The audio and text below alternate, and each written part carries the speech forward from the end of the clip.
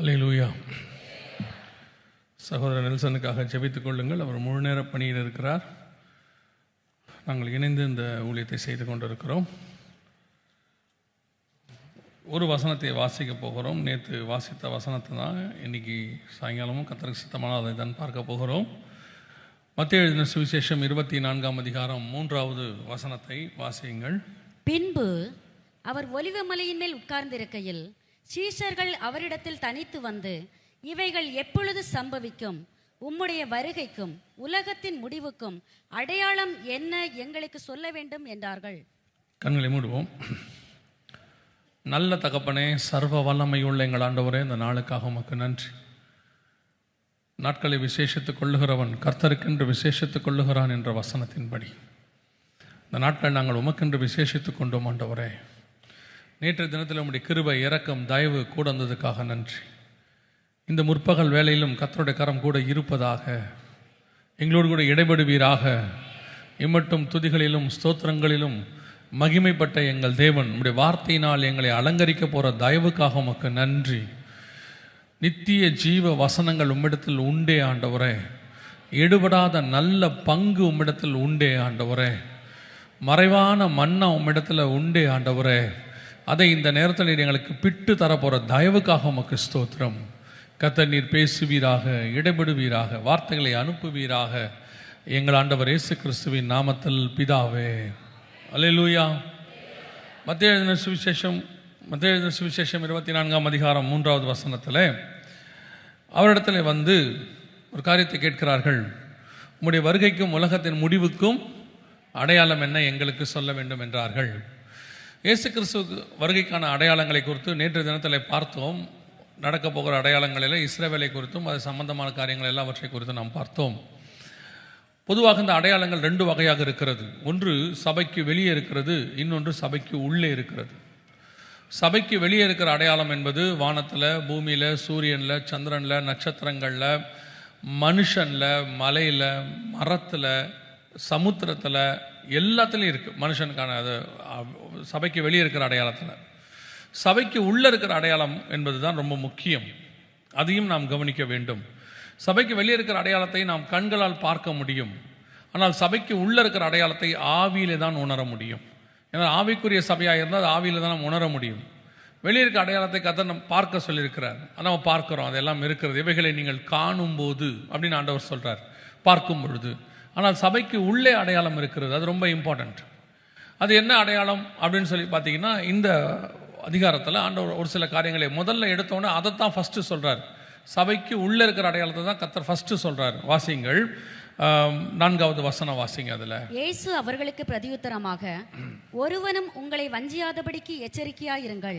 முதல் அடையாளம் என்ன? ஃபஸ்ட் உங்களுடைய வருகைக்கான அடையாளம் என்ன அப்படின்னு கேட்ட உடனே ஆண்டவர் சொல்கிற முதலாவது பிரதானமான அடையாளம் என்ன? ஒருவரும் உங்களை வஞ்சியாதபடிக்கு எச்சரிக்கையாயிருங்கள். டு நாட் டிசீவ் அப்படின்னு இருக்கு. அப்போ அந்த வஞ்சியாதபடிக்கு எச்சரிக்கையாயிருங்கள்னா என்ன அப்படின்னு கேட்டு கொஞ்சம் நீங்கள் இதை தியானித்து பார்த்தீங்கன்னா, இந்த உலகத்திலேயே மனுஷன் முதலாவதாக மோசம் போக்கப்பட்டது வஞ்சித்தல். வஞ்சித்தனால் தான் வசனம் சொல்றது, ஸ்திரீயானவள் என்னை வஞ்சித்தாள். ஸ்திரீ சொல்கிறாங்க, சர்ப்பம் என்னை வஞ்சித்தது அப்படின்னு சொல்கிறாங்க. இந்த வஞ்சித்தல் என்பதுதான் இருக்கிறதுலே பிரதானமான அடையாளமாக இருக்கிறது. குறிப்பாக சபைக்குள்ளே, தோட்டத்துக்கு உள்ளே. இதை நான் ஏதோ ஒரு பாயிண்டாக சொல்லவில்லை. பவுல் இதை ஒரு அடையாளமாக சொல்லுகிறார். வாசிங்க, 2 கொரிந்தியர் 11ஆம் அதிகாரம் 3-4 வசனங்களை வாசிங்கள் பார்ப்போம். ஆகிலும் சர்ப்பமானது தன்னுடைய தந்திரத்தினாலே ஏவாளை வஞ்சித்தது போல உங்கள் மனதும் கிறிஸ்துவை பற்றிய உண்மையினின்று விலகும்படி கெடுக்கப்படுமோவென்று பயந்திருக்கிறேன். இந்த வஞ்சித்தலை எங்க அவர் கம்பேர் பண்றாரு அப்படின்னு சொல்லி பாத்தீங்கன்னு சொன்னா, உபதேசத்துல கம்பேர் பண்றார். உபதேசத்தில் அதை கொண்டு வருகிறார். அவர் என்ன சொல்றாரு? நாங்கள் ஒரு உபதேசத்தை சொல்லி இருக்கிறோம், சபை ஒரு உபதேசத்தை உங்களுக்கு கொடுக்கிறது, அந்த உபதேசத்தில் சபை கட்டப்படுகிறது, அந்த உபதேசத்தில் நீங்கள் ஸ்திரப்படுத்தப்படுகிறீர்கள். அதுக்கு முன்னாடி அவர் சொல்றாரு 2வது வசனத்துல, உங்களை கற்புள்ள கன்னிகையாக ஒரே புருஷனுக்கு நியமித்து உங்களை கொண்டு போய் அவர் கையில் ஒப்படைக்க வேண்டும் என்று நான் வைராக்கியம் கொண்டிருக்கிறேன் அப்படிங்கிறார். அப்போ சபையானது ஒரு மிகப்பெரியதான ஒரு ப்ராசஸில் இருக்குது. என்ன ப்ராசஸ்?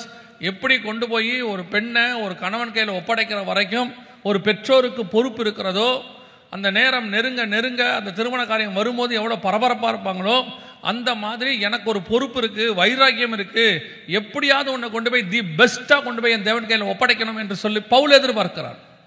அதே எதிர்பார்ப்பு இன்னைக்கு இருக்கக்கூடிய எல்லா ஊழியர்களுக்கும் இருக்க வேண்டும். அநேக ஊழியர்களுக்கு இல்லை, நிறைய ஊழியர்களுக்கு இருக்கு. ஆனால் அந்த பொறுப்பு உங்களுக்கு இருக்கணும். தகப்பனுக்கு மட்டும் அந்த பொறுப்பு இருந்தால் பத்தாது. தகப்பனுக்கு மட்டும் அந்த ஆசை இருந்தால் போதாது. என் மகளை கொண்டு போய் நான் கற்புள்ள கன்னிகையாக ஒப்படைக்க வேண்டும் என்று சொல்லி, அதை தகப்பனை விட அந்த ஆசை மகளுக்கு அதிகமாக இருக்கணும். நான் கற்புள்ள கன்னிகையாக என் கணவன் கையில் போய் சேர வேண்டும் என்று சொல்லி. இன்னைக்கு வசனம் சொல்லுது, இன்னைக்கு கடைசி காலத்தில் பாவம் தண்ணீரை போல இருக்கிறது. நான் பார்த்த வரைக்கும் சொல்லுகிறேன். ஒரு காலகட்டத்தில் பாவம் என்பது வெறுக்கப்பட்டது. அதற்கு பிறகு பாவம் சகித்து கொள்ளப்பட்டது சபைகளிலே. நாங்கள் விசுவாசியாக வந்து 32 வருஷத்துக்கு 33 வருஷத்துக்கு முன்னாடி சபைக்குள்ளே நுழையும் போது பாவம் வெறுக்கப்பட்டது. சில விஷயங்கள் எல்லாம் கடிந்து கொண்டு பேசினாங்க. அது சபைக்குள்ளே வரக்கூடாதுன்னு சொன்னாங்க. அப்படி கொண்டு வரவங்கள எங்கள் கண்ணுக்கு முன்னாடியே சொல்லுவாங்க, எழுந்திரிச்சு எங்கள் பாஸ்டர்லாம் சொல்லுவார், ஏஞ்சி வெளியே போ அப்படிம்பார், சொல்லி இருக்கிறார். அது பாவம் கடிந்து கொள்ளப்பட்டது. அதற்கு பிறகு பாவம் சகித்து கொள்ளப்பட்டது. சரி, வேற வழி இல்லை, அட்ஜஸ்ட் பண்ணிட்டு தான் போனோம் அப்படிங்கிற நிலைமைக்கு இன்னைக்கு சபைகள் வந்திருக்கிறது.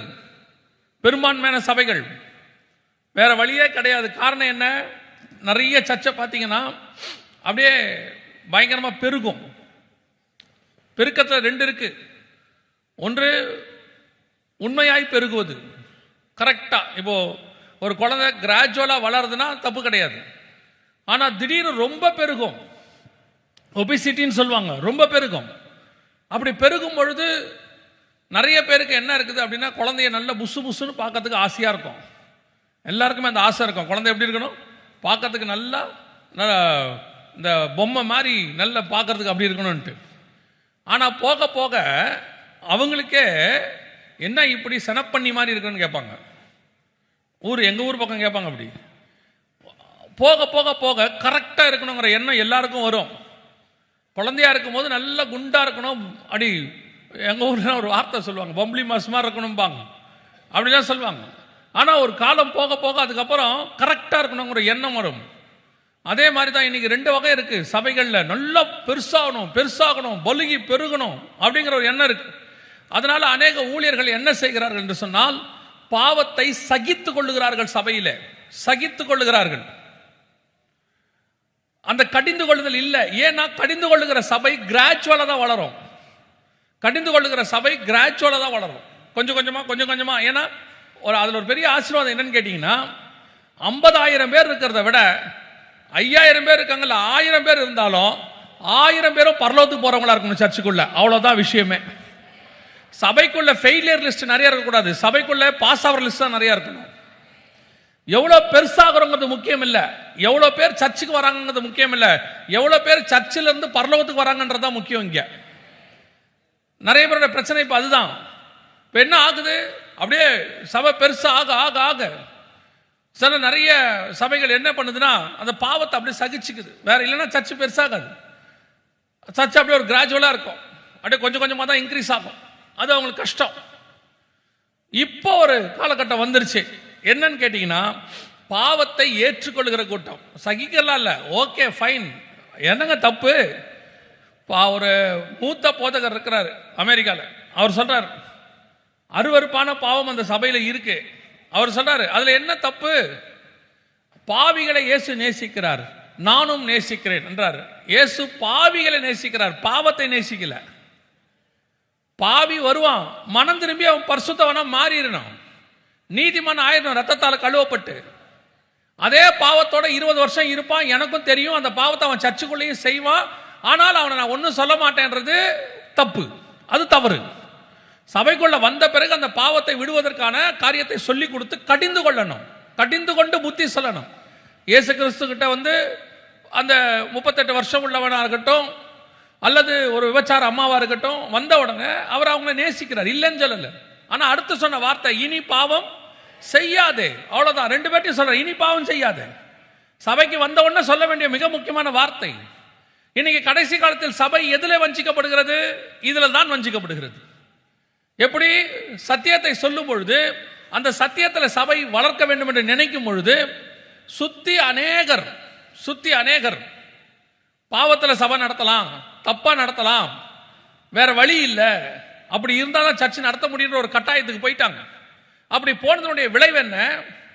சத்தியத்தில் நாங்கள் உங்களை நடத்த வேண்டும் என்று நினைக்கிறோம், சத்தியத்தை சொல்லுகிறோம். ஒரு காலகட்டத்தில் உங்களுக்கும் அப்படி கொஞ்சம் மனசு கஷ்டம் ஆகுது. என்ன மனசு கஷ்டம் ஆகுது? இப்படி ஸ்ட்ரிக்டா இருக்கிறாங்களே, அந்த சர்ச்சிலலாம் பாருங்க அப்படியே கொஞ்சம் ரிலாக்ஸா விட்டாங்க, நல்லா இருக்கு. வருஷத்துக்கு ஒரு தடவை டான்ஸ் இருக்குது, வருஷத்துக்கு ஒரு தடவை அங்க ப்ரோக்ராம்ஸ் வேற மாதிரி வைக்கிறாங்க, பண்டிகையெல்லாம் வேற மாதிரி கொண்டாடுறாங்க. ஆனா இங்க ஒண்ணுமே இல்லையே. நான் சொல்லுகிறேன், இயேசுநாதருடைய பாளையத்திற்குள்ளே, இயேசுநாதருடையதான ராஜ்யபாரத்துக்குள்ளே நீங்கள் எதிர்பார்க்கிறது இருக்காது, நீங்கள் எதிர்பார்க்காதது தான் இங்க இருக்கும். இந்த உலகத்தில் நடக்கக்கூடியது இங்க இருக்காது, நீங்கள் எதிர்பார்க்காதது இங்க இருக்கும். ஆனால் எதிர்பார்க்கிறது என்ன?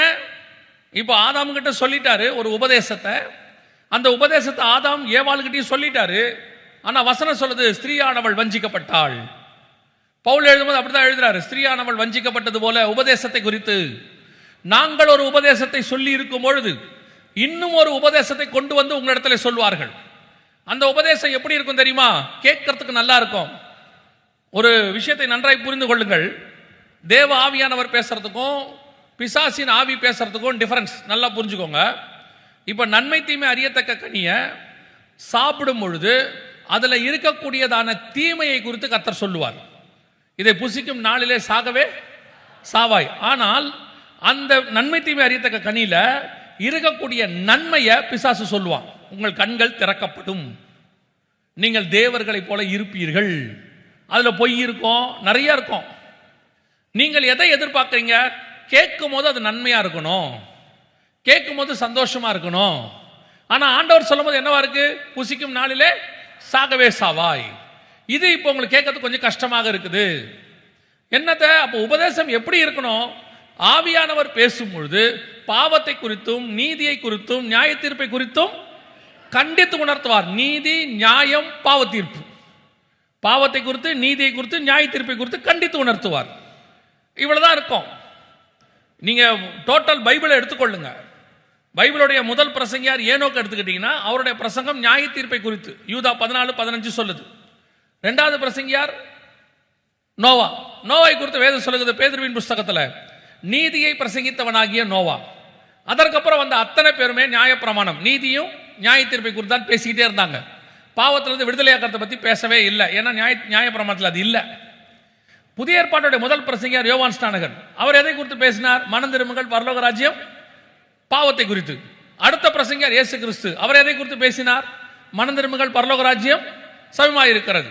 அப்படி மனம் திரும்பினா என்ன எடுக்கணும்? ஞானஸ்நானம் எடுக்கணும், அது நீதியை குறித்து. அப்படி எடுக்கலன்னா என்ன ஆகும்? நல்ல கனி கொடாத மரங்கள்லாம் வெட்டுண்டு அக்கினியில் போடப்படும், நியாய தீர்ப்பை குறித்து. அவ்வளவுதான், மொத்தமே அவ்வளவுதான். பாவம், நீதி, நியாயம். இதுல பாவம்னா என்ன? பாவத்தை விட்டு விடுபட்டா என்ன கிடைக்கும்? விடுபடாட்டி என்ன நடக்கும்? நீதினா என்ன? நீதிக்கு கீழ்ப்படிஞ்சா என்ன கிடைக்கும்? நீதிக்கு கீழ்ப்படியாட்டி என்ன கிடைக்கும்? நியாய தீர்ப்புனா என்ன? நியாய தீர்ப்பினுடைய ஆசீர்வாதம் என்ன? நியாய தீர்ப்பினுடைய வீழ்ச்சி என்ன? இவ்வளவுதான் டோட்டல் பைபிளுமே இருக்கு. ஆனா இப்போ உங்களுக்கு என்ன பிரசங்கம் தேவைப்படுது? இந்த பிரசங்கம் தேவைப்படல. பாவத்தை குறித்து, நீதியை குறித்து, நியாய தீர்ப்பை குறித்து, ஏன்னா இது ஆவியானவர் பேசுறது.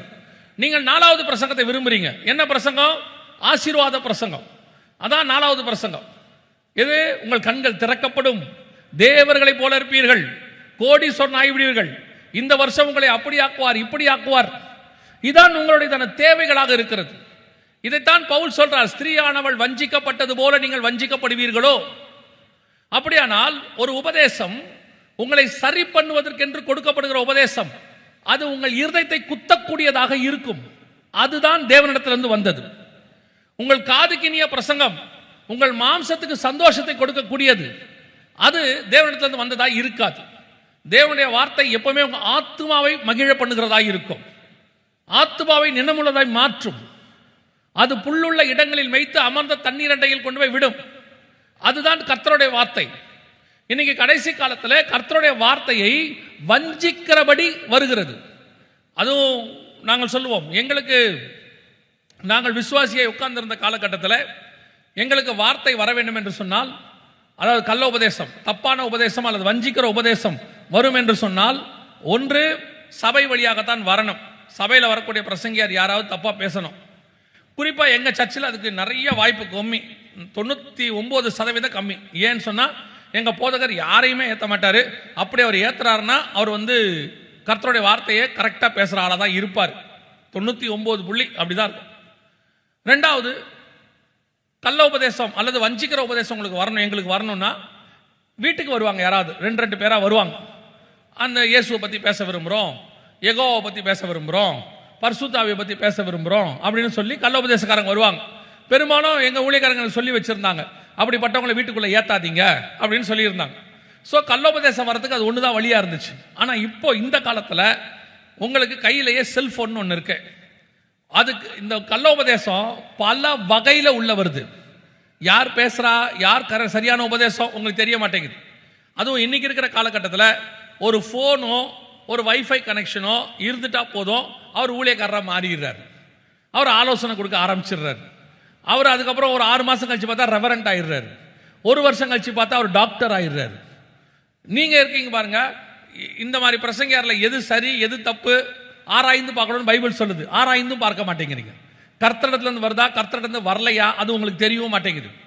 உங்களுக்கு அப்படியே அட்ராக்டிவாக பேசினா போதும், அப்படியே கொஞ்சம் மாயையான வார்த்தைகள்லாம் சொன்னால் போதும், உடனடியாக அதில் இருக்கிறதான அந்த பிசாசினுடைய தந்திரம் கூட உங்களுக்கு புரிய மாட்டேங்குது. இந்த கடைசி காலத்தில் நான் பார்க்கிறேன்.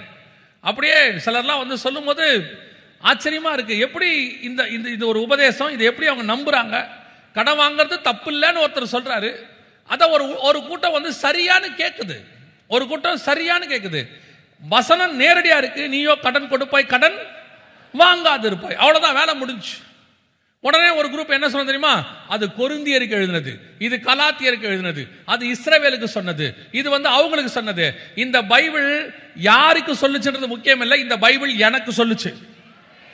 அப்புறம் கொரிந்தியருக்கு எழுதினது ஏன் எனக்கு வருது, கலாத்தியருக்கு எழுதியா என்கிட்ட வருது, அப்புறம் எதுக்கு என் கையில் ஆண்டவர் வேதத்தை கொடுத்துருக்கிறாரு, அது எழுதுனது யாருக்கு எழுதுனா அவங்களுக்கே போட்டிருந்தானே. ஆனா ஏசாயா இஸ்ரவேலுக்கு எழுதின வாக்குத்தத்தம் மட்டும் நமக்கு வந்துடும். ஆனா ஏசாயா இஸ்ரவேலுக்கு சொன்ன கடிந்து கொள்ளுதல் மட்டும் அது இஸ்ரவேலுக்கு தான் போகும், நமக்கு வராது. இதுதான் பிசாசுடைய தந்திரம். கடைசி காலத்துல நீங்களும் இருக்கீங்க பாருங்க, தமிழ்ல சொன்னா உங்களுக்கு இப்ப புரிய மாட்டேங்குது, வர வர பிடிக்கவும் மாட்டேங்குது. நீங்க இங்கிலீஷ்ல சொன்னதான் கேட்கணுன்றீங்க, இல்லைன்னா ஹீப்ருல சொல்லணும், கிரீக்ல சொல்லணும். நீங்க தமிழ தகராறு, இன்னும் மொத்த புக்குமே படிச்சு முடிக்கல, 66 புக்குமே. இதுல இருக்கிறத எது சரி எது தப்புன்னு வேற உங்களுக்கு தெரியாது. நீங்க உங்களுக்கு ஹீப்ருல சொல்லிட்டா உடனே கிரீக்ல சொன்னா இல்லைங்க, அவர் ஒரு நாள் கொரியாலந்து ஒருத்தர் சொன்னாரு, கொரியாலந்து சொன்னாரு இருக்கட்டும், பரிசுத்தாவியானவர் சொன்னாரா? அதானே இப்ப கேள்வி. இன்னைக்கு கடைசி காலத்துல வஞ்சித்தல் எப்படி எப்படிலாம் இருக்கு பாருங்க. போன உட்காந்து சிலருக்குலாம் இந்த அறிவு பெருக்கம்னு சொல்லுவாங்க. கடைசி காலத்தில் அறிவு பெருக்கம்னு தானியேல் 12 இருக்கும். ஆண்டவர் சொல்லுவார் கடைசி காலத்தில் அறிவு பெருக்கி போகணும்னு 4வது வசனத்தில். அது இப்போ சர்ச்சுக்குள்ளேயும் இருக்கு அறிவு பெருக்கம். ஏன்னா நிறைய படிக்கணும், நிறைய தெரிஞ்சுக்கணும், இன்னும் அதை பார்க்கணும், அப்படியே அங்கே போய் படிக்கணும். நான் இப்பவும் சொல்றேன், நீங்க நிறைய படிக்கிறத பத்தி நான் உங்களுக்கு ஏதோ படிக்க வேணாம்லாம் சொல்ல நினைச்சுக்காதீங்க. முதல்ல உங்க பேஸ்ல நீங்க ரெடி ஆயிடுங்க. உங்க உபதேசத்தில் உங்களுக்கு கொடுக்கப்படுகிற காரியங்கள் நீங்க ஸ்ட்ராங் ஆயிடுங்க. அதுலயே இன்னும் நீங்க முடிக்கவே இல்லையே, அதை விட்டுட்டு இன்னும் நிறைய அங்க படிக்கிற இதை படிக்கிற நிறைய போட்டு அங்க ஒரு வேதவாடம் நடக்குது, இங்க ஒருத்தர் நடக்கிறாரு, அங்க ஒருத்தர் பைபிள் காலேஜ் நடத்துறாரு, இப்படி நான் 4 பக்கமும் போறது. போயிட்டு மொத்தத்தையும் சாப்பிட்டுட்டு ஒரு தம்பி ஒருத்தன் வந்தான். வந்தோடனே அவனுக்கு நல்லா சாப்பிடணும்னு ஆசை. அவன் என்ன கேட்டான், காலையில் இது வேணும்னா வாங்கி கொடுத்துட்டேன், மத்தியானம் அது வேணும்னா வாங்கி கொடுத்துட்டேன், நைட்டு இது வேணும்னா வாங்கி கொடுத்துட்டேன். அதே மாதிரி மறுநாள் காலையில் எனக்கு அப்பவே தெரியும் இது எங்கேயோ பிரச்சனையாக போகுது. ஆனால் நம்ம வாங்கி கொடுக்காட்டி இவர் என்ன வாங்கி தர மாட்டாருன்ற பிரச்சனையாகி போயிடும், சொன்னாலும் பிரச்சனையாகி போயிடும். அப்படியே அவன் சாப்பிட்டுட்டே இருந்தான். பார்த்தீங்கன்னா 4வது வேலை 5வது வேலை சாப்பிடும் போது மொத்தம் கலண்டுருச்சு, வேலை முடிஞ்சு. அதுக்கப்புறம் 2 நாளைக்கு அவன் ஒன்றுமே சாப்பிடல. நான் போய் கேட்டேன், தம்பி அது சாப்பிட்றியா, தம்பி இது சாப்பிட்றியா? இல்லை வேணானே. இல்லை வேணாம் அங்கிள், எதுவுமே வேணாம், ஒன்றுமே வேண்டாம், இப்போ எல்லாம் சரியாயிருச்சு. இப்போ கூப்பிட்டு கேட்டேன், ஏதாவது சாப்பிட்றியா? வேணாம். நமக்கு வேர்த்து நம்ம உடம்புக்கு எதுவோ அது மட்டும் சாப்பிடுவோம். இதான் உண்மை. சில நேரத்தில் எல்லாத்தையும் பார்த்த உடனே அள்ளி போட்டு முழுங்கணும்னு ஒரு ஆசை வரும், அட்டிச்சு நவுத்தணும்னு ஒரு ஆசை வரும், அப்படி சாப்பிடணும் இப்படி சாப்பிடணும், எல்லாம் கழண்டுக்கும் ஒரு நாள், எல்லா பிரச்சனையாகி போயிடும். அதுக்கப்புறம் ரொம்ப ஜாக்கிரதை ஆகிடும். போதும், நமக்கு ஒரு சபை இருக்குது. அதுக்கப்புறம் அழகாக சொல்லுவாங்க, வீட்டு சாப்பாடே சாப்பிட்ருவோம், எதுக்கு ஹோட்டலில் போய் சாப்பிட்டு, ஏன்னா எங்கேயோ ஒன்று நடந்திருக்குன்னு அர்த்தம். நான் என்ன உங்களுக்கு சொல்கிறேன்னா, அப்படியெல்லாம் நடக்காமையே திரிஞ்சிருங்கன்ற. ஹாஸ்பிட்டலில் அட்மிட் ஆகி ட்ரிப்ஸ் ஏற்றி அதுக்கப்புறம் நான் இனி எதையும் திங்க மாட்டேன்னு சொல்கிறதுக்கு பதிலாக உங்களுக்கு எச்சரிப்பாக சொல்கிறேன், திங்கிறாதீங்க. அநேக பதார்த்தங்களாலே நீங்கள் அலைந்து திரியாதிருங்கள். 13ஆம் அதிகாரத்தில் இவர் சொல்றாரு, பவுல் சொல்றாரு, இவரை எழுதும் போது போஜன பதார்த்தங்களால் முயற்சி செய்தியும் அவர்கள் பலனடையவில்லையே. உபதேசத்தை பற்றி எழுதுறார். தயவு செய்து எது வஞ்சிக்கிற உபதேசம் நீங்க தான் கண்டுபிடிக்கணும். உங்களிடத்துல வரும். பவுல் சொல்றாரு, நான் போகிறேன், மந்தையை தப்ப விடாத ஓநாய்கள் வரும். சபைக்கு எல்லா காலகட்டத்திலும் பிரச்சனை இருக்கு. நீங்க போய் வெளிப்படுத்துற விசேஷத்தை எடுத்து பாருங்க. எபேசு சபைக்கு நிக்கோலாய் மதஸ்தருடைய உபதேசம் பிரச்சனையாக இருந்துச்சு. பெர்கமு சபைக்கு பிழையாமின் உபதேசம் பிரச்சனையா இருந்துச்சு. தியத்தரா சபைக்கு ஏசபேலின் உபதேசம் பிரச்சனையா இருந்துச்சு. சர்தை சபைக்கு செத்த பிரசங்கம் பிரச்சனையா இருந்துச்சு, செத்து போன பிரசங்கம். இப்படி எல்லா காலகட்டத்திலும் ஒரு கள்ள உபதேசம் இருக்கத்தான் செய்யும். வருவான், அவன் கிளம்பி வருவான், இஷ்டத்துக்கு அடிச்சு விடுவான். அவன் பேசுறது எல்லாமே என்னவா இருக்கும்னா, உங்க காதுக்கு இனியதாக இந்த பூமிக்குரியதாக இருக்கும். அதை வச்சுதான் நீங்க கண்டுபிடிக்கலாம் ஈஸியா. காதுக்கு இனியதாக பூமிக்குரியதாக இருக்கும். ஆனா ஆவியானவர் உங்ககிட்ட பேசுறது என்னவா இருக்கும்னா, இருதயத்தை குத்தக்கூடியதாக பரலோகத்துக்குரியதாக இருக்கும். இந்த வச்சுக்கிட்டு தான் நீங்க அந்த டிஃபரன்ஸை கண்டுபிடிக்கணும். அவன் வந்து சொல்லுவான், இந்த உலகத்தில் 1000 வருஷம் உயிர் வாழ போறோம் அப்படின்பா. எதுக்கு எதுக்கு? இப்ப 60லயே தாண்ட மாட்டேங்குது, எல்லா பார்ட்ஸும் வீக் ஆயிடுது. அதுக்கப்புறம் 60க்கு அப்புறம் எல்லாத்தையும் என்ன பண்ண வேண்டியிருக்கு? சரி, இந்த காருக்கெல்லாம் சொல்லுவாங்க மாசம் மாசம் சர்வீஸ் பண்ணுங்கம்பாங்க. அந்த மாதிரி சர்வீஸ் பண்ணி ஓட்ட வேண்டியதா இருக்கு. நமக்கெல்லாம் 60லயே போதுன்ற மாதிரி ஆயிடுச்சு. எனக்கெல்லாம் இப்பவே ஆயிடுச்சு. முடிச்சா கிளம்பிடுவேன். நான் பொய்யெல்லாம் விளையாட்டுக்கெல்லாம் சொல்லல. கர்த்தர் மட்டும் ஊன்னார்னா ஊந்தான், ரெடி தான் இப்ப. ஏன்னா அந்த அளவுக்கு இருக்கு இப்போ உலகம். விட்டா போயிடலான்ட்டு அவன் சொல்றான் 1000 வருஷம் இருப்போம். அவன் உன்னை ஏமாத்துறான், நீ சாகவே சாக மாட்டாயின்றது. அதான் அதோட உபதேசம், சாகவே சாக மாட்டாயின்றது. அவன் இப்படி இப்படி சொல்றான், 1000 வருஷம் வரைக்கும் உங்களை உயிரோட வைப்போம். புதிய ஏற்பாட்டுடைய பிரசங்கம் என்ன தெரியுமா? எவ்வளவு சீக்கிரம் முடிச்சுட்டு ஆண்டவரை சந்திக்க போறோங்கிறதா புதிய ஏற்பாடு. பழைய ஏற்பாடு தான் பூமியில நிக்கிறது, புதிய ஏற்பாடு பரலோகத்தில் நிற்பது. எவ்வளவு சீக்கிரம் முடிச்சுட்டு ஆண்டவரை சந்திக்க போறோம் தானே யோசனையா இருக்கணும். டக்கு டக்குன்னு முடிச்சுட்டு போறதால பார்த்துட்டே இருக்கணும். இல்லைன்னா வந்து அடுத்து சொல்றான், ஆண்டவர் உன்னை எப்படி ஆக்க போறார் தெரியுமா? உன்னை அப்படியே 1000 ஏக்கர் கொடுக்க போகிறார். நீ இருக்கிற வீட்டுக்கு மேலேயே ஹெலிகாப்டர் இறங்கும். நீங்க வச்சுக்கோங்க. தேவைன்னா அது கூட ஆண்டவர் தருவார். இப்பவும் சொல்றேன், இவ்வளவு பெரிய இடம் நமக்கு தேவை, கர்த்தர் கொடுத்திருக்கிறார். இந்த மைக் தேவை, கர்த்தர் கொடுத்திருக்கிறார். இப்போ உட்காந்து இந்த ப்ரொஜெக்டர்லாம் போடுறதுக்கு தேவை, கர்த்தர் கொடுக்கிறார். தேவை என்றால் கர்த்தர் பூமியையே உருவாக்கி கொடுப்பதற்கு வல்லமை உள்ளவராய் இருக்கிறார். இஃப் வி நீட், அதான் இங்க முக்கியம். என்ன தேவையோ அதை கர்த்தர் கொடுப்பார். எவ்வளவு வேணாலும் கொடுப்பார். நான் சொல்றேன், எவ்வளவு வேணாலும் கொடுப்பார். ஏன்னா வானம் பூமி அவருடையது, பூமியும் அதன் நிறைவும் கர்த்தருடையது. அவர் தந்துருவார். ஆனா தேவையாங்கிறதா இங்க முக்கியம். உங்களுக்கு தேவையா? குழந்தை பிறக்கும் பொழுது பார்க்க போறீங்க. இந்த குழந்தை பார்க்கும்போது இந்த கணவனும் மனைவியும் இந்த பிள்ளைக்கு ஏதாவது வாங்கிட்டு போகணும்னு முடிவு எடுப்பாங்க பாருங்க. வாங்கும்போது கணவர் எப்படி ட்ரெஸ் எடுப்பாருன்னு கேட்டிங்கன்னா, அந்த குழந்தைக்கு 6 மாதம்னா 6 மாதம் ட்ரெஸ் எடுப்பார். ஆனால் மனைவி மட்டும்தான் சொல்லுவாங்க, ஒரு வயசுக்கு எடுங்கம்பாங்க. இவர் கேட்பாரு, அந்த பிள்ளைக்கு 6 மாதம் தானே ஆகுது, அது வளர்ற பிள்ளைங்க வச்சு போடுவாங்க, நமக்கு அவ்வளோ மூளை பத்தாது. இந்த ஃபியூச்சர் பிளான் என்ன செய்யாது, நமக்கு வரவே வராது. அது மனைவிகளுக்கு மட்டுமே வரும். ஆனால் அது ஆபத்தும் கூட. அது கேஷுவலாக இருக்கணும். 6 மாத பிள்ளைக்கு 1 வருஷம் ட்ரெஸ் எடுக்கிறது பிரச்சனை இல்லை.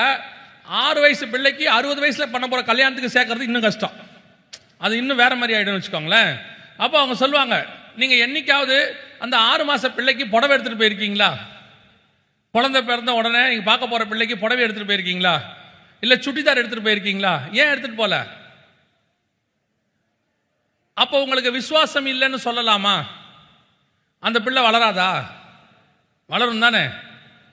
அது வளர்ந்து சுடிதார் போடுமா போடாதா? அப்போ ஏன் எடுக்கக்கூடாது? அவ்வளோ அறிவு சுட்டிதாரில் இருக்குல்ல, அதே அறிவு தானே எல்லாத்துலேயும் வரணும். இப்போ எனக்கு என்ன தேவையோ அதை கர்த்தர் கொடுக்கிறார், பின்னால் என்ன தேவையோ அதை கர்த்தர் கொடுப்பார். எனக்கு நான் 28 சைஸ் சட்டை போடும்போது 28 கொடுத்தார், 40 போடும்போது 40 கொடுத்தார், 42 போடும்போது 42 தருவார். எனக்கு 28 போடும்போதே 42 சைஸ் நான் எடுத்து வச்சுப்பேனா? எதுக்கு? இடதுபுறமும் வலதுபுறமும் வலுகி பெருகுவாய் என்று கர்த்தர் சொல்லி இருக்கிறார். நான் ஒரு நாள் 42 ஆவேன், கர்த்தரிடத்துல போராடுவேன். ஆண்டவரே 42, ஆண்டவரே 42, உபவாசத்தோடு கூட 42. கரெக்டா? இது இன்னைக்கு என்ன தேவையோ அதானே எடுக்கிறிய. அதே மாதிரி தானே 42 வருமா 42 எடுப்பீங்க. நாளைய தினத்தை குறித்து கர்த்தர் பார்த்துக் கொள்வார்ல. அப்போ அவன் உங்களுக்கு என்ன சொல்லி கொடுக்குறா? நீ கேளு, கர்த்தர் உன்னை 100 வருஷம் வைப்பார். எதுக்கு? 100 வருஷத்துக்கு என்ன தேவையா தருவார்? தேவையில்லை. நாளைக்கு காலையில போ, இன்னைக்குரிய மன்னா உனக்கு கிடைக்கும், அவ்வளவுதான். நாளன்னைக்குரிய மன்னா உனக்கு இப்ப கிடைக்காது, அது நாளன்னைக்கு காலையில தான் கிடைக்கும். இதுதான் உபதேசம், இதுதான் வேதத்தில் இருக்கு. இப்ப இதை சொன்னா உங்களுக்கு கஷ்டம், ஆனா இதுவே உங்களுக்கு இப்ப உபதேசம் எப்படி ஆயிடுச்சு? ஆசீர்வாத பெருவிழா. என்ன ஆசீர்வாத பெருவிழா? அடுத்த 3 தலைமுறைக்கு கர்த்தர் உன்னை ஆளாக்க போகிறார். வானத்திலிருந்து தங்கம் கொட்ட போகிறது. எப்படி கொட்டும்? உன் தலையில கொட்டினாதான் உண்டு, தங்கம்லாம் கொட்டாது. தங்கம் கொட்டுறதா இருந்தா இந்நேரம் ஒரு அப்போஸ்தலன் கூட கஷ்டப்பட்டிருக்க வேண்டிய அவசியமே இல்லை. ஆமா தானே? அத்தனை அப்போஸ்தலன் எதுக்கு சொல்லணும்? பசியோ பஞ்சமோ நிர்வாணமோ பட்டயமோ நாசமோசமோ ஏன் சொல்லணும்? அவன் கையை தூக்கி, நம்மளை விட அவன் பூரண பரிசுத்தவான். கையை தூக்கி ஊன்னா தங்க 2 மூட்டை கொட்டி இருக்க போகுது. திமோத்தி ஒரு மூட்டை எடுத்துக்க, தீத்து ஒரு மூட்டை எடுத்துக்க, வா போலான்னு சொல்லியிருக்கலாம் இல்ல? எதுக்கு அப்புறம் 5000 பேருக்கு அப்பம் இல்லைன்னு அவர் கேட்கிறார். எவ்வளவு பாவம்? 200 பணம். 200 பணமா? 200 பணம். ஏன் கவலைப்படணும்? கையை தூக்கு, தட்டு, தங்கம் கொட்டும், ஆளாளுக்கு 4 பக்கம் போங்க, தங்கத்தை வித்துட்டு வாங்கன்னு சொல்லாமல்ல. வசனத்தை நீங்க வாசிச்சாதான் நீங்க தப்பிக்க முடியும். இல்லை என்றால் இப்படிப்பட்ட வஞ்சிக்கிற ஆவி வரும், உங்களை வஞ்சிப்பார்கள். இப்போ சொல்றேன், உங்களுக்கும் எனக்கும் ஆண்டவர் என்ன குறை வச்சிருக்கிறார்? எதுல குறை வச்சிருக்காரு? எதுலையுமே குறை வைக்கல. என்ன தேவையோ அதை கொடுத்திருக்கிறார். நீங்க உங்க வாயின் வார்த்தையால மாட்டிக்கிட்டதான் ஜாஸ்தி. ஆண்டவர் எனக்கு நிறைய கொடுக்கணும், ஆண்டவர் நிறைய கொடுத்தாரு, ஆனா நீங்க வேணாங்கிறீங்க. ஏன் வேணாங்கிறீங்க? நாங்க எப்போ வேணான்றோம்? நீங்க கேளுங்க. பிள்ளைகள் கர்த்தரால் வரும் சுதந்திரம், நிறைய கேளுங்க. ஆண்டவரே எனக்கு ஒரு 15 கொடுங்கப்பா, கேளுங்களேன். ஆண்டவரே கிச்சன்ல 4, ஹால்ல 4, பெட்ரூம்ல 4, எந்த பக்கம் திரும்பினாலும் வீட்டில் பிள்ளையாக இருக்கட்டும் ஆண்டவரே. கேளுங்க. யாக்கோபை போல பாருங்களேன், யாக்கோபை போல நான், அப்படி ஆண்டா யாக்கோபை போல நான், வாயை கூட சொல்ல மாட்டாங்க பாருங்க. இல்ல அது மட்டும் 12 வேண்டாம், அது பிள்ளைகள் கர்த்தரால் ஒரு சுதந்திரம் தானே, அதை கேளுங்க. அது மட்டும் 2 ஆனவொன்னு ஜெபம் பண்றாங்க குடும்பத்தோட உட்காந்து. ஸ்தோத்திரம் கர்த்தர் இது வரைக்கும் தந்ததுக்காக நன்றி, இனி இதை ஒழுங்கா வளர்த்தா போதும். அது தோணுது இல்ல, அது மட்டும் கரெக்டா போதும் 2. இல்ல ஆண்டவர்கிட்ட போய் கேளுங்களேன், எல்லாத்தையும் இந்த மாதிரி தான் கேளுங்க. ஆண்டவரே எனக்கு கரெக்டா 120 தான் இருக்கு ஆண்டவரே, பிபி 140 ஏற்றி கொடுங்கப்பா, நல்லா இருக்கட்டும். சுகர் 140 தான் இருக்கு ஆண்டவரே, நான் ஸ்வீட் பர்சன், பாலும் தேனுமாய் ஓடுறதா இருக்கும் என் உடம்பு, 300 ஆக்கி கொடுங்க ஆண்டவரே. கேளுங்க. ஆண்டவரே நான் அனல் உள்ள பர்சனாய் மாறணும், எனக்கு ஜுரத்தை 105 கொடுங்க, கேளுங்க.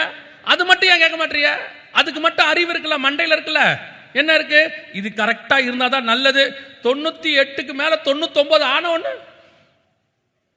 ஊருக்கே சொல்லிடுறீங்க, ஒரு மாதிரி இருக்கு. ஏன் நீங்க ஜபத்தோட சொல்லுங்க, கர்த்தர் என்னை அனலோடு கூட மாத்தி இருக்கிறார், இனி நான் பற்றி எரிய போகிறேன், என் பக்கத்தில் வருகிறவரெல்லாம் சுட்டெரிக்கப்பட போகிறேன், சொல்லுங்களேன். அதுக்கு மட்டும் வேணாங்கிறிய? அப்போ உங்களுக்கு நல்லா தெரியுது எதை கேட்கணும் எதை கேட்க கூடாதுன்னு. அதே அறிவு ஆவிக்குரிய வாழ்க்கையிலும் வரணும். எது தேவை எது தேவையில்லை என்று சொல்லி உங்கள் தேவை என்ன என்பதை பரமபிதா முன்பே அறிந்திருக்கிறார். இன்னொரு இடத்துல ஆவியானவர் சொல்றாரு, நீங்கள் கேட்டுக்கொள்வது என்னதென்று அறியாதிருக்கிறபடியினாலே ஆவியானவர் உங்களுக்கு உதவி செய்கிறார். நமக்கு பரலோகம் எல்லாத்தையும் கனெக்ட் பண்ணி கரெக்ட் பண்ணி வச்சிருக்க, தெளிவா ஆண்டவர் தருவார். நீங்க இந்த வஞ்சிக்கிற ஒருத்தன் வருவான், அப்படியே சொல்லுவான், அப்படி பண்ணு இப்படி பண்ணு. உங்க ஆத்மாவுக்கு பிரசங்கம் பண்ணுகிறவனை தெரிந்து கொள்ளுங்கள். அது ஆன்லைன்லயா இருக்கட்டும், எங்க வேணா இருக்கட்டும். உங்க ஆத்மாவை பரலோகத்துக்கு கூட்டு போற மாதிரி யார் பிரசங்கம் வருதோ அது சரியான பிரசங்கம். நல்லா மனசுல வச்சுக்கொள்ளுங்க. உங்கள் சரீரத்துக்கு இந்த பூமிக்கு அவன் ஏமாத்துறா, உங்களை அப்படியே ஏமாத்துறா. நீ கவலைப்படாதிரு, இந்த வருஷம் ஆண்டவர் உனக்கு ஒரு பெரிய வீடு தருவார், அதெல்லாம் ஒன்றும் தேவையே இல்லை. உங்களுக்கு வீடு தேவைன்னு பரலோகம் முடிவு பண்ணிருச்சுன்னா பரலோகம் கொண்டு வந்து கொடுக்கும். சகோதரன் பிரசங்கம் பண்ணார் பார்த்தீங்களா, நீங்கள் கர்த்தருக்கு ஒன்று செய்தால் கர்த்தர் அதை கடனா வச்சுக்கவே மாட்டார், திருப்பி 100 அத்தனையா திருப்பி தருவார். 1000 மடங்கு திருப்பி தருவார். ஆண்டவர் அதை கணக்கு தீர்த்துட்டு தான் மறு வேலை பார்ப்பாரு. நமக்கு தரம் ஆண்டவர் வேறு யாருக்கு தர போறாரு சொல்லுங்க? இன்னைக்கு உட்காந்து ஒரு கூட்டம் உங்களை இதுல என்ன நஷ்டம் இருக்குன்னு நான் உங்களுக்கு சொல்றேன். ஏங்க அவங்க கேட்கறதுல என்ன நஷ்டம் இருக்குது? நீங்கள் அதை கேட்கறதுனால கேட்க வேண்டியதை கேட்க மாட்டேங்கிறீங்க. நான் சொல்றது புரியுதா? நீங்க ரொம்ப சிம்பிளா பையன்கிட்ட சொல்லுவீங்கல்ல, விளையாடாதா படி. அவன் சொல்றான் விளையாண்டா என்ன தப்பு? விளையாடுற நேரத்தில் என்ன செய்ய?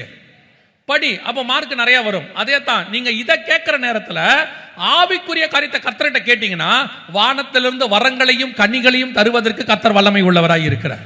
தரிசனங்களையும் தீர்க்க தரிசனங்களையும் நீங்கள் பெற்றுக்கொள்வீர்கள். நீங்க இப்ப நீங்க எதை கேட்டுக்கிட்டு இருக்கிறீங்க? கேட்க கூடாத கேட்டதுனால அவன் உங்களுக்கு அப்படி கொடுக்கறதுனால வஞ்சிக்கிற உபதேசம் அது வந்ததுனால நீங்கள் உண்மையான உபதேசத்தை தியானிக்க மாட்டேங்கிறீங்க. அதுல இருந்து வர வேண்டிய வெளிப்பாடு கிடைக்கல. அது இன்னும் லேகாவே இருக்கு, அப்படியே இருக்குது. நீங்க நிறைய பேர் பாத்தீங்கன்னா நிறைய பேரோட வீடியோ பார்க்கறாங்க. பார்த்துட்டு எங்களுக்கு கொஸ்டின்ஸ், அவர் இப்படி சொல்றாரு சரியா, இவர் இப்படி சொல்றாரு சரியா. நாங்க இப்ப என்ன சொல்ல ஆரம்பிச்சிட்டோம்னா, எதையுமே பார்க்காதீங்க, போய் உங்களுக்கு ஒரு சர்ச் இருக்கு, உங்க ஊழியக்காரட்ட போங்க, அடுத்து கையில வேதம் இருக்கு, அதை படிங்க, அங்க என்ன செய்தி கொடுக்குறாங்க கேளுங்க, உங்களுக்கு கர்த்தர் என்ன செய்தி கொடுக்குறான்னு வேதத்துல இருந்து பாருங்க, இது போதும். நாலா பக்கமும் போய் கன்ஃபியூஸ் ஆகி நீங்கள் குழம்புறதை விட நீங்கள் வேதத்தை படிச்சு நீங்க ஆண்டவர்ட்ட ஸ்ட்ராங் ஆகிறது நல்லது. அப்படி வேதத்தை படிச்சோம் உங்களுக்கு கன்ஃபியூஷன் ஆகுது, ஏதோ ஒன்று புரியலன்னா உங்க ஊழியக்காரட்ட போய் கேளுங்க. அப்படி அவங்களுக்கும் அது தெரியலனா அவங்க யாராவது நல்ல டீச்சர்கிட்ட கேட்டு சொல்லுவாங்க. இது போதுமானதாக இருக்கிறது. இன்னைக்கு கடைசி காலத்தில் வஞ்சிக்கிற உபதேசம் அநேகரை வஞ்சிக்கத்தக்கதாக. இதுல அடுத்து அவங்க எப்படி வருவாங்கன்னு வசனம் சொல்லுது பாருங்க. அதே காரியம் 24 அதிகாரம் 5வது வசனம் வாசிங்க பார்ப்போம். ஏனெனில் அநேகர் வந்து என் நாமத்தை தரித்து கொண்டு நானே கிறிஸ்து என்று சொல்லி அநேகரை வஞ்சிப்பார்கள். ரெண்டாவது வஞ்சிக்கிறவங்க எப்படி வஞ்சிப்பாங்களாம், என் நாமத்தை தரித்து கொண்டு. இது அதை விட பெரிய கொடுமையான ஒரு விஷயம். உபதேசம் முதல்ல உங்களுக்கு என்னன்னு தெரியணும். இதான் ஃபர்ஸ்ட். இது என்ன உபதேசம், கரெக்டா தப்பான்றத நீங்க வசனத்தை வச்சு ஆராயணும். ரெண்டாவது, வருகிற ஆள் கிறிஸ்துவ இருந்து வருகிறவனா அல்லது அவர் நாமத்தை தரிச்சுக்கிட்டு வரவ பிசாசான்னு உங்களுக்கு தெரியணும். அப்படி வருமா அப்படின்னு கேட்டீங்கன்னா, எபேசுகள் வெளிப்படுத்தின விசேஷத்தில் எபேசு சபைக்கு சொல்லும் போது கர்த்தர் ஒரு வார்த்தை சொல்றாரு. 2:2 வாசிங்க பார்ப்போம். 2:2 வாசிங்க. உன் பிரயாசத்தையும் உன் பொறுமையையும் நீ பொல்லாதவர்களை சகிக்க கூடாமல் இருக்கிறதையும் அப்போஸ்தலர்கள் அல்லாதவர்கள் தங்களை அப்போஸ்தலர் என்று சொல்லுகிறதை நீ சோதித்து அவர்களை பொய்யர் என்று கண்டறிந்ததையும், அப்போஸ்தலர் என்று சொல்லியும் அப்போஸ்தலர்கள் அல்லாதவர்களை நீ சோதித்து கண்டறிந்ததையும் அப்படின்னு. இந்த கண்டறியக்கூடியதான அந்த ஸ்பிரிட் உங்களுக்கு வேணும். அதுக்கு பேர் தான் ஆவிகளை பகுத்தறிதல்னு பேர். 9 வகையான வரத்துல ஒன்று ஆவிகளை பகுத்தறிகிற வரம். அந்த வரம் என்ன சொல்லுது, எது சரியான ஸ்பிரிட்னு கண்டுபிடிக்குது. சிலர் இந்த யூடியூப்ல எல்லாம் இருக்கிறாங்க. அவங்க என்ன பண்ணுவாங்கன்னா, யார் சரி யார் தப்பு அப்படின்னு சொல்லுவாங்க. அந்த வேலை நம்மளது இல்லை, நல்லா புரிஞ்சுவோங்க. அது இல்லை நம்மளது. குற்றப்படுத்துகிறது, தூஷிக்கிறது, ஒருத்தரை கேவலப்படுத்துறது, ஒருத்தரை நிர்வாணப்படுத்துறது, இது நம்ம வேலை இல்லை. இதை வேதம் சொல்லல. இந்த டிஃபரன்ஸை நீங்க நல்லா புரிஞ்சுக்கணும். சோதித்து கண்டறிதல்னா என்ன, அதோட அர்த்தம் என்ன அப்படின்னா, இந்த ஆள் தப்பான ஆளு, இந்த ஆள் மோசமான ஆளு, அது அல்ல, அதை சொல்றது அல்ல. அங்க வரக்கூடிய அந்த ஸ்பிரிட் அங்க உட்கார்ந்துருக்காது. இப்போ நான் உங்களுக்கு உதாரணத்துக்கு சொல்ல பாருங்க. யோவான் ஸ்நானன் இடத்துல அநேகர் ஞானஸ்நானம் எடுக்க வருகிறார்கள். எல்லாருமே ஞானஸ்நானம் எடுக்க வராங்க. அப்படி வரும்பொழுது யோவான் ஸ்நானன் என்ன செய்யறாரு, வர அத்தனை பேரையும் பார்க்கிறார். பார்த்த உடனே சொல்றாரு, விரியன் பாம்பின் குட்டிகளே அப்படிங்கிறார். அதே நேரத்தில் இயேசு கிறிஸ்துவும் வருகிறார். இயேசு கிறிஸ்து எப்படி வந்திருப்பாரு, எல்லாரும் போல ஒருத்தர நாசரேத்துல நடந்து வர்றார். அவருக்கு இன்னும் சீஷர்கள்லாம் வரல. அதுக்கப்புறம் தான் அவர் போய் தனியாக 40 நாள் ஜோம் பண்ணி அதுக்கப்புறம் சீஷர்கள்லாம் செலக்ட் பண்றார். ஆனால் இயேசு இப்போ நாசரேத்துல வரும்போது தனியாக அப்படி நடந்து வர்றார். அவரும் 10ஓட 11 ஞானஸ்தானத்துக்கு நிற்கிறார். நிற்கும் பொழுது இப்போ யோவான் ஸ்நானகன் சொல்றாரு, உம்மாலே நான் ஞானஸ்தானம் பெற இருக்க நீர் என்னாலே பெறலாமா? எப்படி இவர் கண்டுபிடிச்சாரு? எப்படி இவரால் கண்டுபிடிக்க முடியுது? இவங்க எல்லாரையும் பார்க்கும்போது விரியன் பாம்பு குட்டியா தெரிஞ்சவருக்கு இயேசுவை பார்க்கும்போது உலகத்தின் பாவத்தை சுமந்து தீர்க்கிற தேவ ஆட்டுக்குட்டி, பாம்பு குட்டியும் ஆட்டுக்குட்டியும் எப்படி கண்டுபிடிச்சாரு? அதுதான் கேள்வி. இப்போ அதை எப்படி கண்டுபிடிக்கிறாரு? இப்போ இவரு குற்றப்படுத்துகிற அவரை பேசுறத வச்சு பார்த்து, இல்லைங்க இந்த ஆள் மோசமான ஆளு, பிரசங்கம் தப்பு, இன்னைக்கு அது குற்றப்படுத்துகிற ஆவி அது இல்லை, இது வேற, இது ஸ்பிரிட்டை கண்டுபிடிக்கிறது. இப்போ இவர் வந்து நின்ன உடனே பேசவே இல்லை. இயேசு நின்ன உடனே சொல்றாரு, உலகத்தின் பாவத்தை சுமந்து தீர்க்கிற தேவாட்டுக்குட்டி. அப்போஸ்தலர் நடவடிக்கைகள்ல ஒரு சம்பவம் இருக்கு. பவுல் ஒரு இடத்துக்கு போகிறார். போன உடனே அங்கே ஒருத்தர் இருக்கிறான், அவன் பேர் பரியேசு அப்படின்னு இருக்கு. அவனுடைய பேர் வந்து பரியேசு. பரியேசு அப்படின்னா என்ன அர்த்தம் அப்படின்னு கேட்டீங்கன்னு சொன்னா, பரியேசு என்பதற்கு இயேசுவின் மகன் அப்படின்னு அர்த்தம்.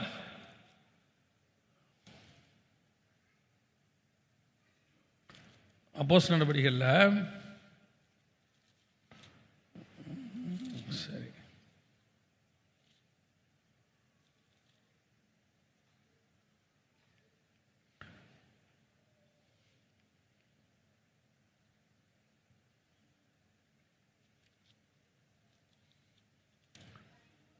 வாசிங்க. அவர்கள் பாப்போ பட்டணம் வரைக்கும் தீவை கடந்து வந்தபோது பரியேசு என்னும் பெயர் கொண்ட மாய வித்தைக்காரனும் கள்ள தீர்க்கதரிசியுமான ஒரு யூதனை கண்டார்கள். இவன் பேர் என்ன? பரியேசு அப்படின்னா என்ன அர்த்தம் தெரியுமா? 13:6 இருக்கு அப்போஸ்தலர் நடவடிக்கைகள்ல. அப்படின்னா என்ன அர்த்தம் தெரியுமா? பர் இயேசு அப்படின்னா இயேசுவின் மகன் அப்படின்னு அர்த்தம். பர் நபா அப்படின்னா ஆறுதலின் மகன் அப்படின்னு அர்த்தம். பர அபாஸ் அப்படின்னா அப்பாவின் மகன் அப்படின்னு அர்த்தம். பர் நபா, பர் அபாஸ், அதே மாதிரி பர் இயேசு அப்படின்னா இயேசுவின் மகன் அப்படின்னு அர்த்தம். இவன் பேர் என்னது? இயேசுவின் மகன். ஆனால் அவனை பற்றி வசனம் சொல்லுது, பர் இயேசு எனும் பேர் கொண்ட மாய வித்தைக்காரனும் கள்ள தீர்க்கதரிசியுமான. இவன் யாரு? மாய வித்தைக்காரன், கள்ள தீர்க்கதரிசி. இப்போ இவனை எப்படி பவுல் கண்டுபிடிச்சான் பாருங்களேன். வசனம் சொல்லுது,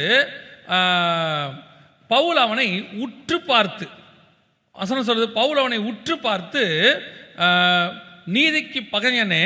அந்த வசனம் வாசிங்க பாவம். 9வது வசனம் வாசிங்க.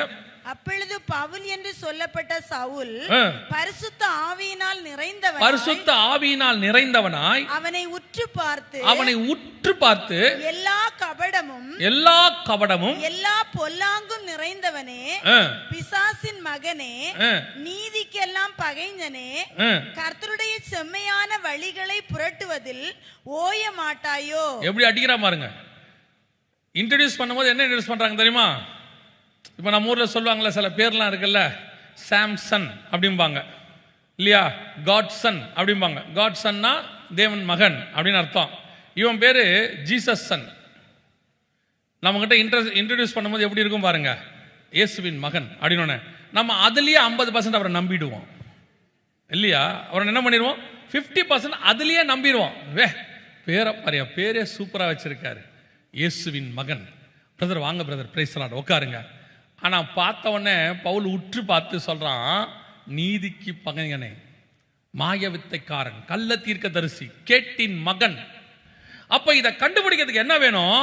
வெளியரங்கமாய் நீங்கள் பார்க்கிற பேரை வச்சோ, அவங்களுடைய டினாமினேஷனை வச்சோ, அல்லது அவங்களுக்கு பின்னாடி இருக்கிற படோடமான காரியங்களை வச்சோ கண்டுபிடிக்க முடியாது. உள்ளுக்குள்ள இருக்கிற ஸ்பிரிட்டை கண்டுபிடிக்கணும். அதை பார்க்கணும், உத்து பார்க்கணும், அவனுக்குள்ள என்ன இருக்குன்னு பார்க்கணும். அப்படி வந்து நாத்தான்வேல் நிக்கிற உடனே கர்த்தர் சொல்றாரு, கபடமற்ற உத்தம இஸ்ரவேலன். இவனை பார்த்து சொல்றான் கபடம் உள்ளவன். அவனை பார்த்து கர்த்தர் சொல்றாரு கபடமற்ற உத்தம இஸ்ரவேலன். அதை பார்த்தவன தெரியுது பாத்தீங்களா? அதுக்கு பேர் தான் ஆவிகளை பகுத்தறிதல். என் நாமத்தை தரித்து கொண்டு வருவார்கள். பரியேசு வருவான், என் நாமத்தை தரித்து கொண்டு வந்து மாயவித்தை செய்வாங்க, என் நாமத்தை தரித்து கொண்டு பேசுவாங்க. ஆனால் உங்களுக்கு தெரியணும் எது சரி எது தப்பு அப்படின்னு தெரியணும். இது சரியான ஆளா இல்லையா தெரியணும். முதல்ல வசனம் எது சரி எது தப்பு தெரியணும். ரெண்டாவது யார் அப்போஸ்தலன் யார் அப்போஸ்தலன் இல்லைன்னு தெரியணும். அதே நீங்க சிவனா சபைக்கு ஆண்டவர் சொல்லும்போது சொல்றாரு, யூதர் என்று சொல்லியும் யூதர் அல்லாத சாத்தானுடைய கூட்டத்தார் சிலரை நான் உனக்கு தருவேன். எவன் யூத இல்லைன்னு உங்களுக்கு தெரியணும். எவன் இஸ்ரவேல இல்லைன்னு தெரியணும். எவன் தேவ மனுஷன் இல்லைன்னு தெரியணும். யார் விசுவாசி இல்லைன்னு தெரியணும். வெறும் பேரை வச்சு இருக்கிற இடத்த வச்சு வரக்கூடியதான விசிட்டிங் கார்டை வச்சு நம்ப கூடாது. வெளிநாட்டில் இருக்கும் போதெல்லாம் பார்த்தீங்கன்னா, இந்த வெளிநாட்டில் இருக்க ஜனங்கள் அதிகமாக ஏமாற்றப்படுவார்கள். எதுக்காக ஏமாற்றப்படுவார்கள்? இங்கேருந்து சத்தியம் பேச போறவங்க வேற, இன்னொரு குரூப் இருக்கு, 6 மாசம் போயிடும், 1 வருஷம் போயிடும். அங்க போய் உட்காந்துட்டு வீடு வீடா உட்காந்துட்டு ஒருத்தருக்காக போய் தீர்க்க தரிசனம் சொல்றது, எல்லா வீட்டுக்கும் போய் தீர்க்க தரிசனம் சொல்லி எதையாவது ஒன்று அடிச்சு விடுறது. அவங்களுக்கும் அந்த நல்ல வார்த்தை 4 முந்தில அந்த குடுகுடுப்பக்காரங்கன்னு ஒருத்தர் வருவாங்க. அந்த மாதிரி இப்போ நம்மளால குடுகுடுக்கு பதிலாக கையில் பைபிள் வச்சிருக்கான். போயிட்டு இயேசு சொல்லுகிறார் இயேசு சொல்லுகிறார் அப்படின்ட்டு போய் நின்றுறான். போய் சொன்னவன அவங்களும் என்ன பண்ணிடுறாங்க, உட்காந்து அப்படியே எல்லாத்தையும் கேட்குறாங்க. நல்லா கேளுங்க. ஒருவேளை ஆன்லைனில் வெளிநாட்டிலேருந்து கேட்குறவங்களா இருந்தீங்கன்னா உங்களுக்கு சொல்கிறேன் கேளுங்க. கர்த்தர் உங்களுக்கு வார்த்தையை கொடுக்கணும்னா உங்கள் வீட்டுக்கு ஆளை இந்த மாதிரிலாம் அனுப்ப மாட்டார். புதிய ஏற்பாட்டை பொறுத்த வரைக்கும் உங்களுக்குள்ள இருக்கிற பெஸ்ட் தீர்க்கதரிசி பரிசுத்த ஆவியானவர்.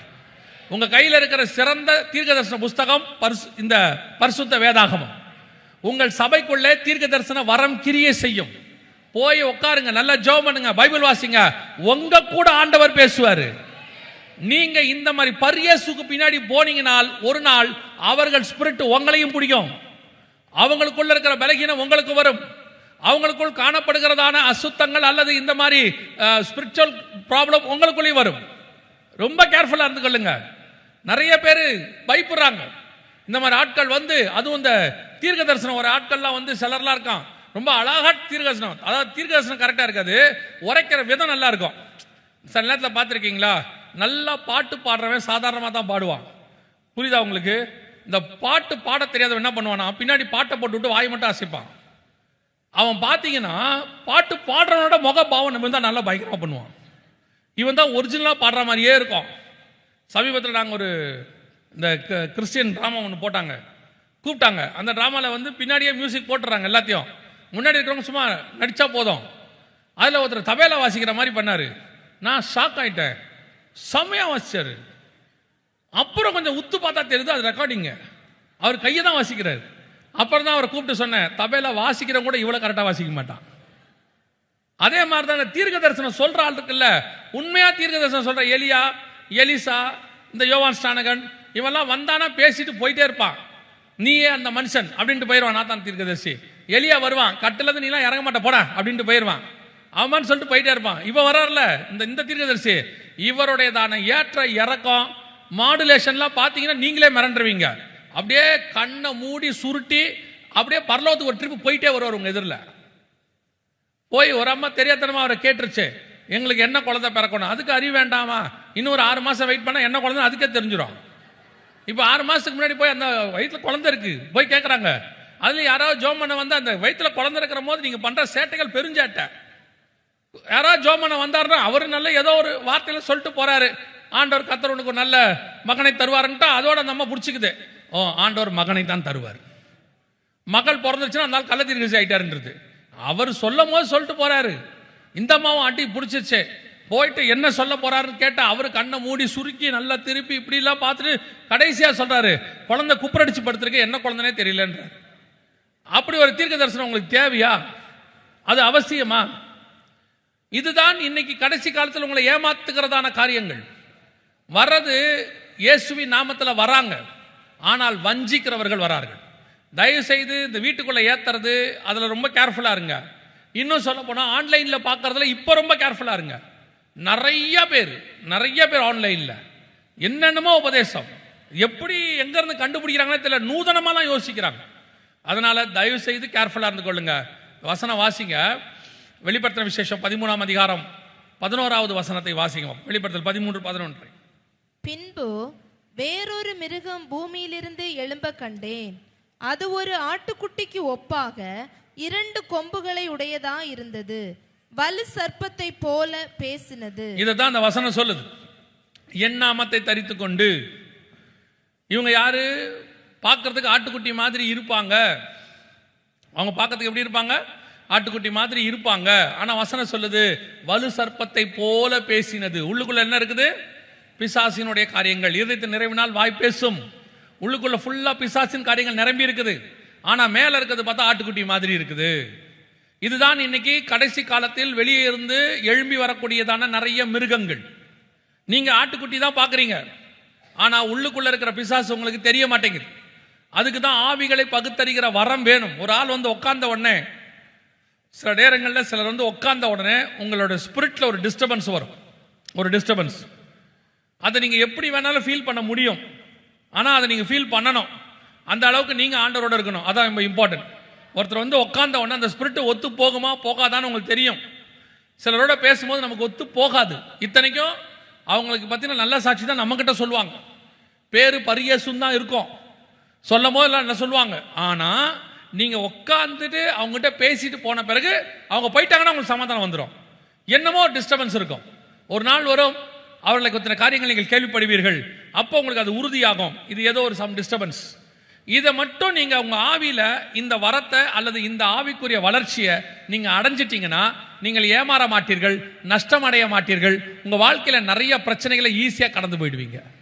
இது இல்லாதனால தான் நீங்கள் மாட்டிக்கிறீங்க. நிறைய இடத்துல கொண்டு போய் வெளிநாட்டுக்கு போகலாமா, அதுவும் இந்த நாகர்கோவில் கன்னியாகுமரிக்காரங்களுக்கு வெளிநாடு போகிறதுங்கிறது வந்து பெரிய கனவு. எப்படி வீட்டில் ஒரு ஆள் வெளிநாட்டில் தான் இருக்குது, உடனே ஒரு ஏஜென்ட்டை பிடிக்கிறது, அவரை பிடிக்கிறது, பணத்தை கொடுக்கறது, கொடுக்கலாமா வேணாமா, போகலாமா வேணாமா. முதல்ல எல்லாரும் வெளிநாட்டில் போய் தான் ஆசீர்வதிக்கப்படணும்னு இல்லை. கர்த்தர் கூட்டு போகிறவங்கள கூட்டு போகிறாரு, இருக்கிறவங்கள இருக்க சொல்ல போகிறாரு. உடனே இங்கேருந்து இல்லை, அவர் போயிட்டாரு, கர்த்தர் நம்மையும் அனுப்புவார். அவர் போனார்னா ஏன் உங்களை அனுப்பணும்? உங்கள் சூழ்நிலைக்கு உங்கள் குடும்பத்துக்கு நீங்கள் எங்கே இருக்கணும்னு கர்த்தர் நிர்ணயம் பண்ணுறோம், நீங்கள் அங்கே தான் இருக்கணும். உடனே நீங்கள் அவர் கிறிஸ்டியன் ஏஜென்ட்டு தான். கிறிஸ்டியனாக இருக்கிறவர் ஏன் ஏஜென்ட்டாக இருக்கிறார்? அவர் கிறிஸ்டியன் ஏஜென்ட்டு தான். அவர் ரொம்ப நல்லவர். என்ன சொன்னார்? அவர் சொன்னார், ஒரே மாதம்தான் சவுதியில் உங்களுக்கு வேலை, முடிக்கும் போது 1 வருஷம் முடியும் போது உங்கள் கடனை அடைச்சி நீங்கள் வீடெல்லாம் கட்டிடுவீங்களாம். அந்த அளவுக்கு நல்ல சம்பளமாக, ஓவர் டைமாக எல்லாம் சொன்னோன்னே போய் இறங்கி போய் பார்த்தா ஒட்டகத்துக்கு பின்னாடி விட்டார். அங்கே தான் இருக்கிறார். அப்புறம் சொல்கிறது, நல்லா ஜோம் பண்ணி தான் காசு கொடுத்தேன், அப்புறம் ஏன் இப்படி நடந்துச்சு? நீங்கள் ஜோம் பண்ணி காசு கொடுக்கல, காசு கொடுக்கும்போது ஜோம் பண்ணீங்க, ஆண்டவரே இதை ஆசீர்வதிங்கப்பான்னு.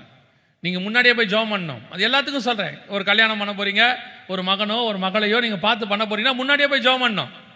போய் பார்த்து பொண்ணு என்னவா இருக்குது, சவுதி அரேபியாவில் பஹ்ரைனில் நர்ஸாக இருக்குது, பிரைஸ் தி லார்ட், ஹல்லேலூயா, பையன் வாழ்க்கை செட்டில் ஆயிடுச்சு, சோத்திரம், அவ்வளோதான். அங்கே கூட்டு போய் அந்த பொண்ணு பாவம் அது கல்யாணம் பண்ணி அது அங்கே கிடக்கு, இவர் இங்கேயே கிடக்கிறாரு. ரெண்டும் மாறி மாறி இங்கேயே கிடக்கு. அவர் வருஷத்துக்கு ஒரு தடவை தான் வருவார், இல்லை இவர் வருஷத்துக்கு ஒரு தடவை போயிட்டு வரோம். என்ன வாழ்க்கை இது?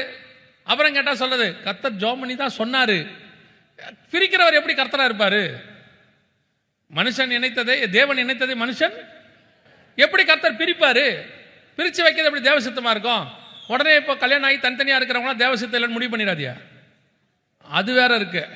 நம்ம ஒன்று சொன்னால் அது ஒன்று எடுத்துக்குது. இப்போ இயேசுவை ஆண்டவர் பிரித்து வனாந்தரத்துக்கு கூட்டு போனான்னு பிரசங்கம் பண்ணா, ஒரு அம்மா போய் பாஸ்டர்கிட்ட சொல்லிருச்சு, குடும்பத்தை விட்டு ஆண்டவர் என்னை பிரித்து வனாந்தரத்துக்கு போக சொல்கிறாருன்னு. அவர் இந்த பாஸ்டர் எனக்கு ஃபோன் பண்ணி கேட்குறாரு, உங்கள் பிரசங்கத்தால் 2 குடும்பம் பிரிய போதிங்கன்னு. நான் சொன்னது இயேசுநாதர் வனாந்தரத்துக்கு போனார்னு. அதனால் நல்லா புரிஞ்சுக்கோங்க. சில நேரங்களில் நான் சொல்ல கல்யாணம் பண்ணுறதுக்கு முன்னாடி நல்லா ஜெபம் பண்ணி யோசிச்சு அது கரெக்டாக கர்த்தர் சொல்கிறாரா, ஊழியக்காரன் சொல்கிறான்னு மட்டும் தயவு செய்து நம்பாதீங்க. ஊழியக்காரங்க சொல்லுவாங்க, ஆனால் உறுதி பண்ண வேண்டியது நீங்கள் தான். அவர் சொன்னார், இவர் சொன்னார், யார் சொன்னதா இருக்கட்டும், போய் நீங்கள் முழங்கால் போடுங்க, நீங்கள் ஆண்டவர்கிட்ட கேளுங்க. கர்த்தர் உங்களுக்கு ஒரு வார்த்தையை கொடுக்குறாரா பாருங்க. உங்களுக்கு உத்தரவாதம் கொடுத்த பிறகு ஒரு ஸ்டெப் எடுத்து வைங்க. நீங்கள் யார் தெரியுமில்ல, நீங்கள் ரொம்ப ஈஸியான ஆட்கள். அப்படியே தூக்கி பழிய ஊழியக்கார மேலே போட்டுறது. அவர் சொன்னாருன்னு தான் நாங்கள் செஞ்சோம், அவர் சொன்னாருன்னு உங்களை யாரும் செய்ய சொல்லைங்க. நீங்கள் நல்லா ஜெபம் பண்ணி கர்த்தர் சொன்னார்னா செய்யுங்க. அதான் கர்த்தர் உங்களுக்கு சொல்லியிருக்கிறது. அல்லேலூயா.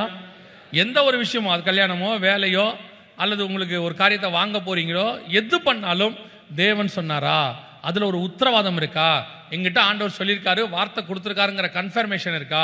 ஊழியத்துக்கு வரவங்கலாம் கேட்பாங்க, பிரதர் நான் ஊழியத்துக்கு வரலான்னு இருக்கேன், நீங்கள் ஜெபம் பண்ணி சொல்லுங்கப்பாங்க. ஒரு நாளும் சொல்ல மாட்டேன், ஒரு நாள் கூட சொல்ல மாட்டேன். உனக்கு என்ன ஊழியம், என்ன பண்ண போற, நீ வா, எதுவுமே சொல்ல மாட்டேன். ஒன்னே ஒன்று தான் நான் சொல்லுவேன், நல்லா ஜெபம் பண்ணுங்க, கர்த்தர் உங்களுக்கு என்ன சொல்கிறாரோ அதன்படி செய்யுங்க. ஏன் தெரியுமா? உங்கள் ஊழியத்தினுடைய தரிசனத்தை நீங்கள் தான் உறுதிப்படுத்தணும். ஏன்னா ஊழியத்தின் பாதையில் ஏற்ற இறக்கம் வரும், பிரச்சனை வரும். வரும்போது உண்மையாக வந்தோமா, உண்மையிலே அழைப்பு இருக்குதா அப்படின்ற சந்தேகம் ஒன்று வரும். அப்படி வரும்போதெல்லாம் கர்த்தர் என்கிட்ட சொன்னாருங்கிற உத்தரவாதம் உங்களுக்கு இருந்தால் தான் நீங்கள் கடைசி வரைக்கும் நிற்க முடியும். இல்லைன்னா உங்களுக்கு ஒரு சோர்வு வந்துடும், அது பின்மாற்றம் அடையதுக்கு காரணமாயிரும். அதுக்கு தான் திருப்பி சொல்கிறேன், கர்த்தர்கிட்ட வந்து வார்த்தையை வாங்கிட்டீங்க, முடிவு பரியந்தம் நீங்கள் நிலைநிற்க முடியும். அல்லேலூயா. ஸோ யார் சொன்னாங்கன்றது முக்கியம் இல்லை, கர்த்தர் சொன்னாராங்கிறது முக்கியம். ஆமென். ரெண்டாவது இன்னும் ஒரு காரியம் இருக்கிறது, அதிலேயே நீங்கள் வஞ்சிக்கப்படாதபடிக்கு அடுத்த ஸ்டெப், கூடுமானால் தெரிந்து கொள்ளப்பட்டவர்களையும் இருக்கு. அதை வாசிங்க. மத்தேயு எழுதின சுவிசேஷம் 24ஆம் அதிகாரம் 22, 23, 22, 24 வாசிங்க. அந்நாட்கள் குறைக்கப்படாதிருந்தால் ஒருவனாகிலும் 24 மட்டும் வாசிங்க. ஏனெனில் கள்ள கிறிஸ்துகளும் கள்ள தீர்க்கதரிசிகளும் எழும்பி கூடுமானால் தெரிந்து கொள்ளப்பட்டவர்களையும் வஞ்சிக்கத்தக்கதாக பெரிய அடையாளங்களையும் அற்புதங்களையும் செய்வார்கள். நல்லா கவனிங்க. கூடுமானால் தெரிந்து கொள்ளப்பட்டவர்களையும் வஞ்சிக்கத்தக்கதாக. இது என்னன்னா இன்னும் கொஞ்சம் ஒரு ஸ்டெப் மேல, நல்லா கொஞ்சம் ஸ்ட்ராங்கா இருக்கிறாங்க வசனத்துல, நீங்க கொஞ்சம் இருப்பீங்க. ஆனா உங்களையும் வஞ்சிக்கத்தக்கதாக. நான் நல்ல ஒரு 10 வருஷம் விசுவாசி, 15 வருஷம் விசுவாசி, நல்ல ஆண்டவருக்குள்ள இருக்கிற எல்லாம் உண்மைதான். சிலர்லாம் ஊழியக்காரங்களையே வஞ்சிக்கத்தக்கத நாட்கள் இப்போ வந்துட்டாங்க கடைசி காலத்தில். ஏன் சொல்றேன்னா, ஒரு ஊழியக்காரர் ரொம்ப எக்ஸ்பீரியன்ஸ் ஆனவர், அவர் என்னை பார்த்து கேட்டார், ஒருத்தருடைய தீர்க்க தரிசனத்தை பார்த்து, அவனை பார்த்தா எல்லாம் தப்பா இருக்குது, ஆனா அவன் சொல்ற தீர்க்க தரிசனம் கரெக்டா இருக்குடா அப்படின்னு கேட்டார். எனக்கு எப்படி அந்த சீனியர் பாஸ்டருக்கு எப்படி நம்ம போய் அட்வைஸ் பண்ண முடியும்? ஐயா, தீர்க்க தரிசனம் நம்பாதீங்க, ஆளை பாருங்க, தீர்க்க தரிசனம் பிசாசு கூட சொல்லும், ஆனா ஆள் கரெக்டா இருந்தாதான் முக்கியம்னு நம்ம எப்படி ஒரு சீனியர் பாஸ்டருக்கு போய் நம்ம சொல்ல முடியும்?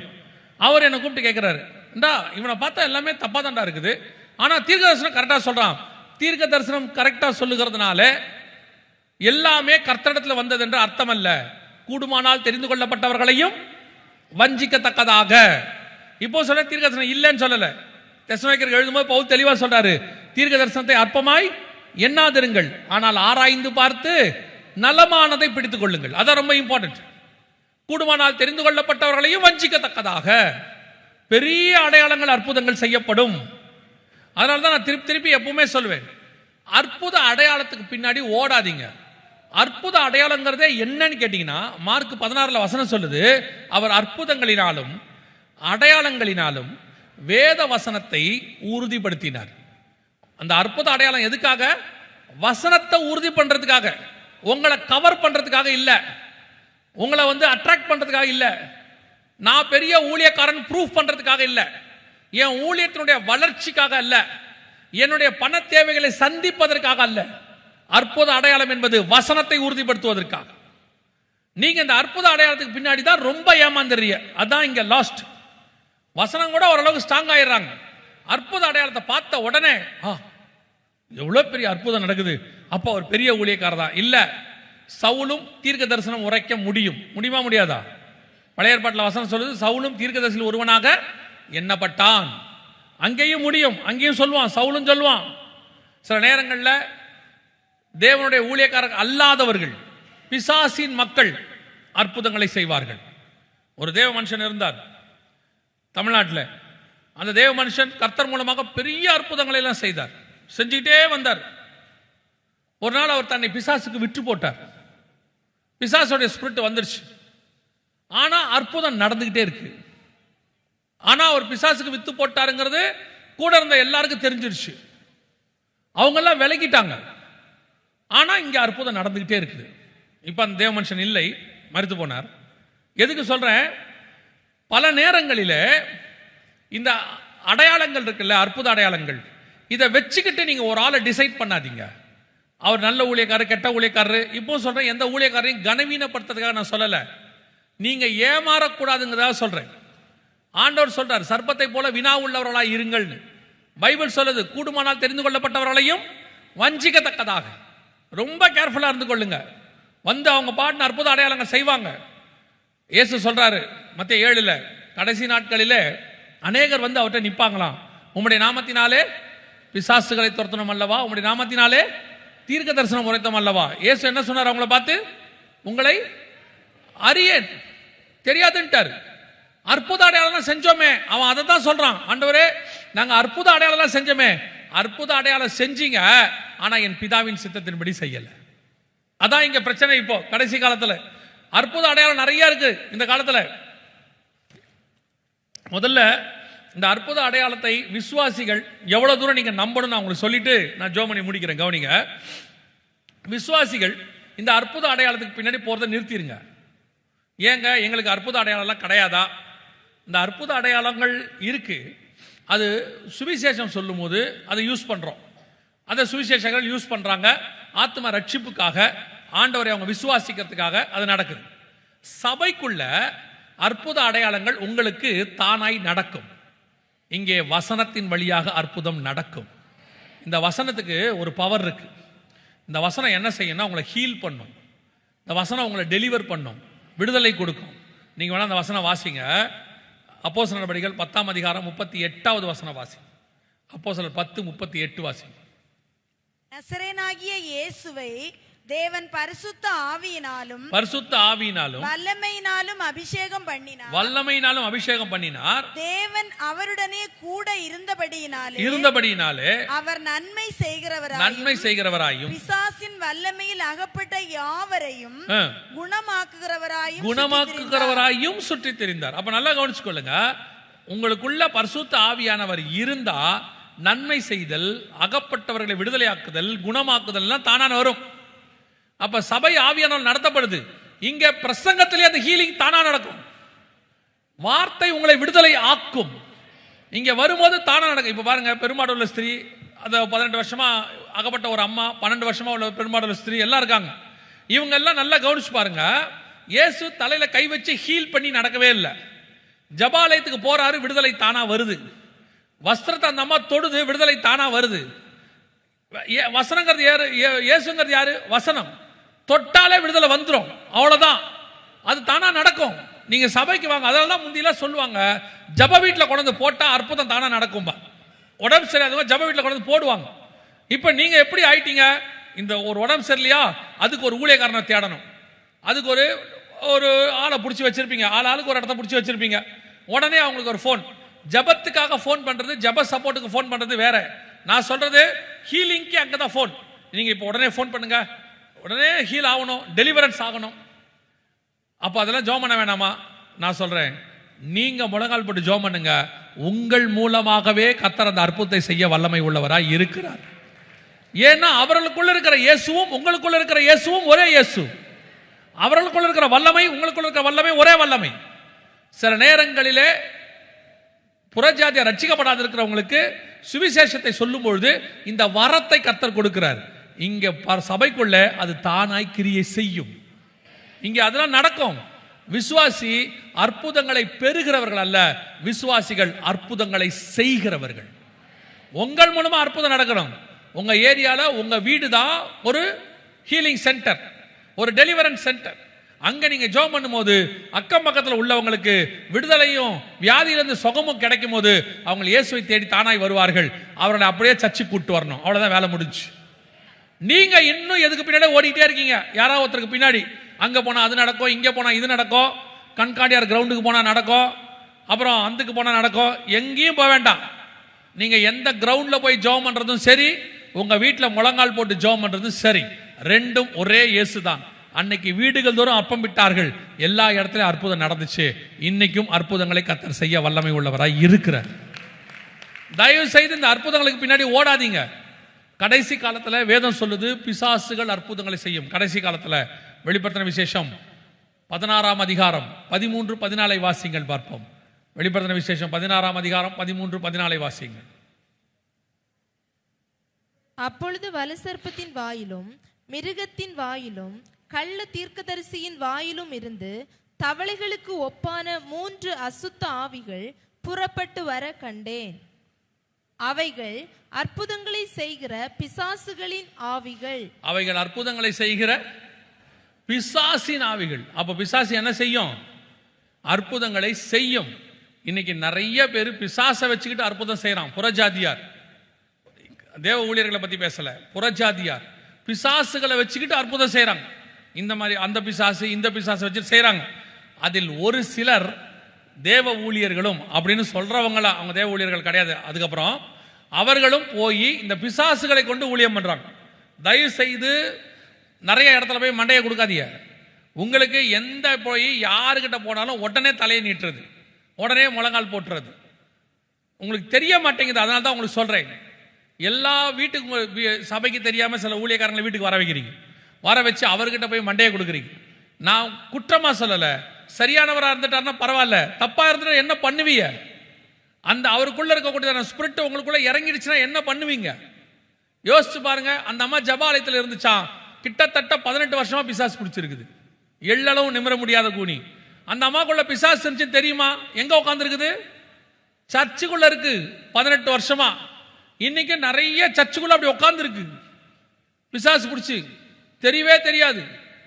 காரணம் பார்த்தா எங்கேயாவது போய் யார்ட்டையாவது மண்டையை கொடுத்துட்டு வந்துடுறது, ஏதாவது ஒரு இடத்துக்கு போறது. அங்க போய் அவர்கிட்ட போனேன், அவர்கிட்ட ஒரு ஸ்பெஷல் மீட்டிங் நடத்தினாங்க, அங்க போய் 10 நாள் தங்கி இருந்தேன், இங்க போய் 3 நாள் தங்கி இருந்தேன். அதனுடைய விளைவு என்ன? அங்க இருக்கிற பிசாசை ஏற்றி இங்க அமுச்சு விட்டுறாங்க. இங்க இருக்கிறதே நமக்கு தெரிய மாட்டேங்குது. இந்த பிசாசு இங்க உட்காந்து நிறைய பேரை பிசாசா மாத்துது. ஒரு நாள் திடீர்னு ஜோம் பண்ணும்போது பார்த்தா சர்ச்சில் 4 பேர் ஆடுறோம், பொத்து பொத்துன்னு ஆடுது. பாஸ்டருக்கு ஆச்சரியமா இருக்கு, ஏன் இதெல்லாம் ஆடுது? நிஜம்தான். நாங்க ஒரு கூட்டம் நடத்துறோம், பைபிள் ஸ்டடி வச்சு நடத்துறோம். அந்த பைபிள் ஸ்டடியில டெலிவரன்ஸ்னு ஒன்று வச்சிருக்கோம். வர்றவங்க எல்லாம் யாருன்னு கேட்டீங்கன்னா, ஒன்று கூட நான் பிலீவர் கிடையாது. அதான் நீங்க ரொம்ப முக்கியம். ஒன்று கூட நான் பிலீவர் கிடையாது. ஒன்று பிலீவர்ஸ், இல்லை ஊழியத்துக்கு ஒப்பு கொடுத்தவங்க, அப்படி இல்லைன்னா ஊழியக்காரங்க. இவங்களுக்கு தான் நடத்துகிறோமே. அதை அவங்கள வசனத்தில் தேர்ச்சி பெறதுக்காக நடத்துகிறோம். அதில் ஒரு டெலிவரன்ஸ்னு சொல்லி ஒரு பார்ட் வச்சுருக்கோம். நீங்கள் நம்ப மாட்டிய, ஒவ்வொரு மாதமும் அதில் நிற்கும் போது பார்த்தீங்கன்னா 2 பேர் 3 பேர் கீழே விழுறாங்க பொத்துன்னு. ஏன் ஆச்சரியமாக இருக்குது. விசுவாசி, அதுவும் ஊழியத்துக்கு ஒப்பு கொடுத்தவங்க, முதல் நாள் வரும்போது எங்ககிட்ட சொல்லுவாங்க, நாங்கள் சபையில் ஊழியத்தில் ஈடுபட்டிருக்கிறோம், சபையில் இன்னும் ஊழியம் பண்ணுறோம் எல்லாம் சொல்கிறாங்க. 3ஆவது நாள் ஜெபம் பண்ணும்போது பார்த்தா பிசாசு ஓடுது அவங்களுக்குள்ள இருந்து. எனக்கு என்ன பயமாக இருக்கும்னா, இவங்க ஊழியத்தை பண்ணியிருக்கிறாங்க 10 வருஷமா சர்ச்சுக்குள்ள உட்காந்து, இவங்க நிறைய பேருக்கு ஜெபம் பண்ணியிருக்கிறாங்க. இவங்களுக்குள்ளேயே இவ்வளோ பிசாசு இருந்துச்சுன்னா இவங்க யார் யாருக்கெல்லாம் ஜெபம் பண்ணாங்கன்னு தெரியலையே. இப்போ அவங்களுக்குள்ளலாம் என்ன பிசாசு இருக்குது? இதைத்தான் யோசிக்க வேண்டியிருக்குது. இப்போ கடைசி காலத்தில் பல இடங்களுக்கு போய் இந்த மாதிரி ஆட்கள் செய்யறது. தயவு செய்து நான் உங்களுக்கு சொல்லுகிறேன், கர்த்தர் உங்களுக்கு ஒரு சபை கொடுத்திருக்கிறார், ஒரு மெய்ப்பனை கொடுத்திருக்கிறார். எங்களுக்கு ஒரு சபையை கொடுத்தார், ஒரு மெய்ப்பனை கொடுத்தார். ஏறக்குறைய 14 ஆண்டு காலம் அவர் கூட தான் அங்கே இருந்தோம், சர்ச்சுக்குள்ள தான் இருப்போம். விசுவாசி தான், நான் அவர்கிட்ட அசிஸ்டன்ட்லாம் கிடையாது, விசுவாசி அவ்வளோதான். 12 வருஷமா அங்கேயே தான் உட்காந்துருப்போம், எங்கேயும் போனது கிடையாது. அவர் போகவும் விட மாட்டார். அவர் ஏன் வெளில அப்படிங்கிறத பின்னாட்கள் நாங்கள் புரிஞ்சுக்கிட்டோம். அப்போ எங்களுக்கு கஷ்டமா இருந்துச்சு. எந்த மீட்டிங்கும் போகக்கூடாதும்பார். அவர் ஏதாவது ஒரு மீட்டிங்கு போனால் அனுமதி கொடுத்தாருன்னா அது ரொம்ப அவர் நம்புற ஒரு ஊழியக்காரராக இருக்கும், அதை தவிர விட மாட்டார். ஆனால் நாங்கள் அது ஆசீர்வாதமாக இப்பொழுது பார்க்கிறோம். இப்போ பார்க்குறோம் அது ஆசீர்வாதமாக. அதுக்கு தான் சொல்கிறேன், உங்களுக்கு ஒரு தோட்டம் இருக்கு, ஒரு சபை இருக்கு, நீங்கள் அங்கே தங்கி இருக்கிறீர்கள், உங்களுக்கு அது போதுமானதாக இருக்கு. போய் அநேக இடத்துல அலப்புண்டு திரிஞ்சு, அங்கே அற்புதம் நடக்குது, இங்கே அற்புதம் நடக்குது, அவர் கூப்பிட்றாரு, இவர் கூப்பிட்றாரு, அப்படியே தெரியாமல் கொள்ளாமல் போயிட்டு வரும்போது தயவு செய்து எந்த பிசாசையும் தூக்கிட்டு வந்துடாதீங்க. அங்கே போனால் ஹீலிங் நடக்குது, இங்கே போனால் டெலிவரன்ஸ் நடக்குது. கர்த்தர் உங்கள்கிட்ட பேசணும்னா, கர்த்தர் உங்களை சுகமாக்கணும்னா, கர்த்தர் உங்களை விடுதலை ஆக்கணும்னா உங்கள் வீட்டில் வச்சு, உங்கள் சபையில் வச்சு செய்வதற்கு போதுமானவராக இருக்கிறார். இதுக்கு நீங்கள் பல இடத்துக்கு ஓடி போக வேண்டிய அவசியமே இல்லை. நீங்கள் தயவு செய்து இந்த அற்புத அடையாளங்களை கண்டு ஏமாறாதிருங்கள். கடைசி காலத்தில் இப்படிப்பட்டவர்கள் வருவார்கள். ஏன் இப்படிப்பட்டவங்களை ஆண்டவர் அனுமதிக்கிறாரு அப்படின்னு சொல்றாரு, அவரே சொல்றாரு. அதை மட்டும் வாசிங்க, முடிக்கலாம். உபாகமத்தின் புஸ்தகம் 13ஆம் அதிகாரம் 1-2 வசனங்களை வாசிங்க. உங்களுக்குள்ளே ஒரு தீர்க்கதரிசி ஆகிலும் சொப்பனக்காரனாகிலும் எழும்பி, உங்களுக்குள்ளே ஒரு தீர்க்கதரிசி ஆகிலும் சொப்பனக்காரனாகிலும் எழும்பி, நீங்கள் அறியாத வேறே தேவர்களை பின்பற்றி அவர்களை சேவிப்போம் வாருங்கள் என்று சொல்லி உங்களுக்கு ஒரு அடையாளத்தையும் அற்புதத்தையும் காண்பிப்பேன் என்று குறிப்பாய் சொன்னாலும், அவன் சொன்ன அடையாளமும் அற்புதமும் நடந்தாலும் அந்த தீர்க்கதரிசி ஆகிலும் அந்த சொப்பனக்காரன் ஆகிலும் சொல்லுகிறவைகளை கேளாதிருப்பீர்கள் ஆக. டைரக்டா சொல்றார் ஆண்டவர். ஒரு தீர்க்கதரிசி, ஒரு சொப்பனக்காரன் இந்த மாதிரி அற்புதம் செய்ய போறேன், இதெல்லாம் நடக்க போகுதுன்னு குறிப்பா சொல்லுவானா. குறிப்பா இந்த வருஷம் இத்தனாம் தேதி உனக்கு இப்படி நடக்கும் அப்படின்பானா. ஆனா சொல்ற ஆளு சரியில்லை, ஆனா சொல்ற ஆளு வேற மாதிரி வித்தியாசமா இருக்கான். ஆனா சொல்ற விஷயம் பெர்ஃபெக்ட்டா நடக்குது. அவன் சொன்னது நடந்தாலும் அப்படிதானே இருக்குது. நடந்தாலும் அடுத்து அவன் சொல்வதை கேளாது இருப்பீர்களாக. அடுத்து உங்கள் தேவனாகிய கர்த்தரிடத்தில் நீங்கள் உங்கள் முழு இருதயத்தோடும் உங்கள் முழு ஆத்துமாவோடும் அன்பு கூறுகிறீர்களோ இல்லையோ என்று அறியும்படிக்கு உங்கள் தேவனாகிய கர்த்தர் உங்களை சோதிக்கிறார். எதுக்காகவா? ஏன் இந்த மாதிரி நாட்கள்லாம் வரும்போது ஆண்டவர் அனுமதி கொடுக்குறாருன்னா, அவரை நேசிக்கிறீங்களா, அற்புத அடையாளங்களை நேசிக்கிறீங்களான்னு பார்க்குறாராம். டைரக்டாக இருக்கு வசனம். உங்களை அவர் முழு இதயத்தோடும் முழு ஆத்மாவோடும் அன்பு கூறுகிறீர்களோ இல்லையோ என்று உன் தேவனாய் கர்த்தர் உன்னை சோதிக்கிறார். இப்போ கர்த்தர் சொல்றது இதுதான், நீங்கள் அற்புதங்களுக்கு பின்னால் ஓடுகிறீர்களா, அடையாளங்களுக்கு பின்னால் ஓடுகிறீர்களா, அல்லது வசனத்துக்கு பின்னால் ஓடுகிறீர்களா?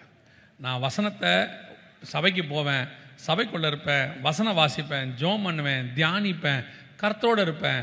உங்களுக்கு என்னுடைய சாட்சியாக நான் சொல்லிட்டு முடிக்கிறேன். நீங்கள் கர்த்தரோடு இருங்கள், உங்களுடைய கர்த்தர் பத்திரமாய் பாதுகாத்துக் கொள்வார். உங்களுக்கு தேவையானதை முன்னறிவிப்பார். உங்களை விடுதலையாக்கி கொடுப்பார், உங்களுக்கு சுகம் கொடுப்பார். ஒரு நாளும் உங்களை திக்கற்றவர்களாய் கர்த்தர் விடுகிறது இல்லை. ஆண்டவர் கூடவே இருந்து தாங்கி ஏந்தி தப்புவித்து தகப்பன் தன் பிள்ளையை சுமப்பது போல சுமந்து கொண்டு வருவார். நீங்கள் ஒரு ஆளுகிட்ட போய்தான் சுகமாகணுன்ற அவசியம் கிடையாது.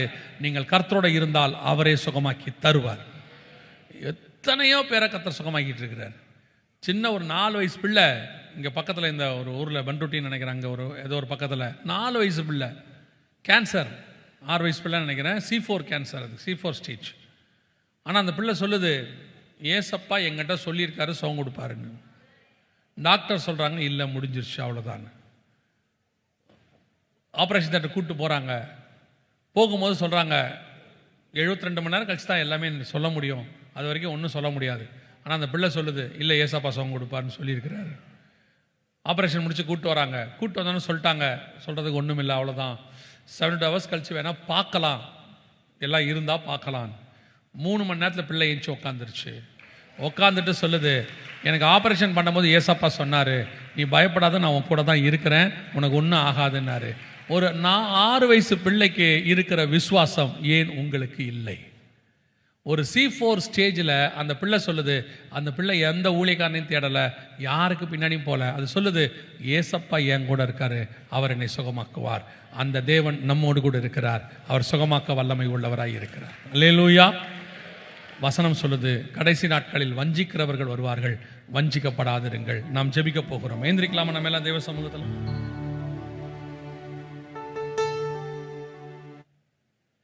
உங்களை தான் கீபோர்டு நான் ஜெபம் முடிகிற வரைக்கும் வேண்டாம், அப்புறம் வாசிக்கிறோம், சரியா?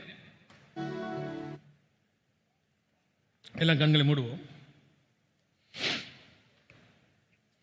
இன்னும் ஒரு 6 நிமிஷம் இருக்கு, நம்ம ஜெபம் பண்ணி முடிக்க போகிறோம். அநேகர் அவருடைய நாமத்தை தரித்துக் கொண்டு நானே கிறிஸ்து என்று சொல்லி உங்களை வஞ்சிப்பார்கள். கூடுமானால் தெரிந்து கொள்ளப்பட்டவர்களையும் வஞ்சிப்பார்கள். அற்புத அடையாளங்களினால் உங்களை வஞ்சிப்பார்கள். வஞ்சியாதபடிக்கு எச்சரிக்கையாயிருங்கள். முதல் ஸ்திரீ வஞ்சிக்கப்பட்டாள். நாம தான் கடைசி ஸ்திரீ, சபைதான் கடைசி ஸ்திரீ. முதல் மணவாளன் ஆதாம், அவன் குடும்பத்தினுடைய ஸ்திரீ வஞ்சிக்கப்பட்டாள். கடைசி மணவாளன் இயேசு கிறிஸ்து, அவருடைய குடும்பம் சபை வஞ்சிக்கப்படக்கூடாது.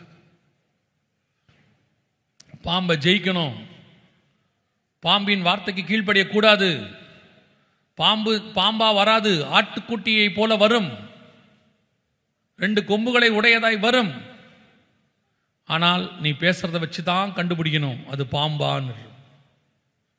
அப்படின்னா உங்களுக்கு ஆட்டுக்குட்டியின் சத்தம் என்னான்னு தெரியணும், வசனம் என்னான்னு உங்களுக்கு தெரியணும், கர்த்தருடைய வார்த்தை என்னான்னு தெரிஞ்சாதான் எது பாம்பினுடைய வார்த்தைன்னு உங்களுக்கு தெரியும், இல்லைன்னா தெரியாது.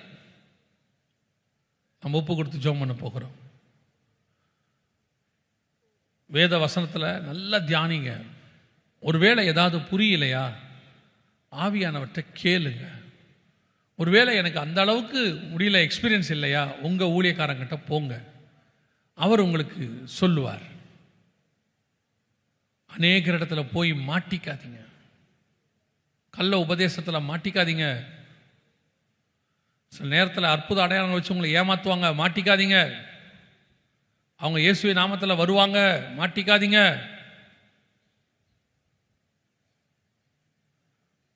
போய் எல்லாருக்கிட்டையும் தலையை கொடுக்காதீங்க. ஒவ்வொரு இடமா தேடி ஓடாதீங்க. ஒரு மரம் ஒரு தோட்டத்தில் இருந்தால்தான் நல்லது. அநேக தோட்டத்தில் பிடுங்கப்பட்டு நாட்டப்பட்டு கொண்டே இருந்தால் அது நிலத்தையும் கெடுக்கும், அதுவும் வளராது. உங்களை முழுவதுமாக தேவ சமூகத்தில் ஒப்பு கொடுங்க. வசனத்துக்கு முக்கியத்துவம் கொடுங்க. நல்ல வசனம் வாசிங்க. கண்மலையின் மேல் கட்டப்பட்ட வீடு தான் நிற்கும், வேற எந்த வீடும் நிற்காது. ஒப்பு கொடுப்போமா தேவ சமூகத்தில்? கரங்களை தேவனுக்கு நேராக உயர்த்தி, சர்வ வல்லமையுள்ள எங்கள் தகப்பனே, இந்த காலை வேளைக்காக மத்தியான வேளைக்காய் ஸ்தோத்திரம். நாங்கள் கூடி வந்து உம்முடைய சமூகத்தில் உட்கார நீர் பாராட்டின தயவுக்காய் நன்றி. நாங்கள் வசனத்தில் போதிக்கப்பட்டவர்களாக, வசனத்தின் மேலே கட்டப்பட்டவர்களாக, வசனத்தினாலே வேலி அடைக்கப்பட்டவர்களாக, பிதாவாகிய தேவன் எங்களுக்கு தந்த வசனத்தை நாங்கள் அசை போடுகிறவர்களாக எப்பொழுதும் காணப்பட கிருபை பாராட்டும். ஆவியானவரே, சர்வ வல்லமையுள்ள தேவனே, உடைய வார்த்தையாகிய உடைய குமாரனாகிய இயேசு கிறிஸ்துவை எங்களுக்கு பிட்டு தந்தவரே, நாங்கள் முடிவு பரிந்தும் அதில் நிற்க கிருபை பாராட்டும். வஞ்சிக்கிற உபதேசங்களுக்கு விலகி ஓட கிருபைதார். எங்கள் சபை நீர் வரும்பொழுது கற்புள்ள கன்னிகையாக, ஒரு புருஷனை சந்திக்கிற சபையாக, கரை திரையற்ற சபையாக முடிவு பரியந்தம் நிற்க கிருபை பாராட்டும். எங்கள் ஆண்டவர் இயேசு கிறிஸ்துவின் நாமத்தில் பிதாவே.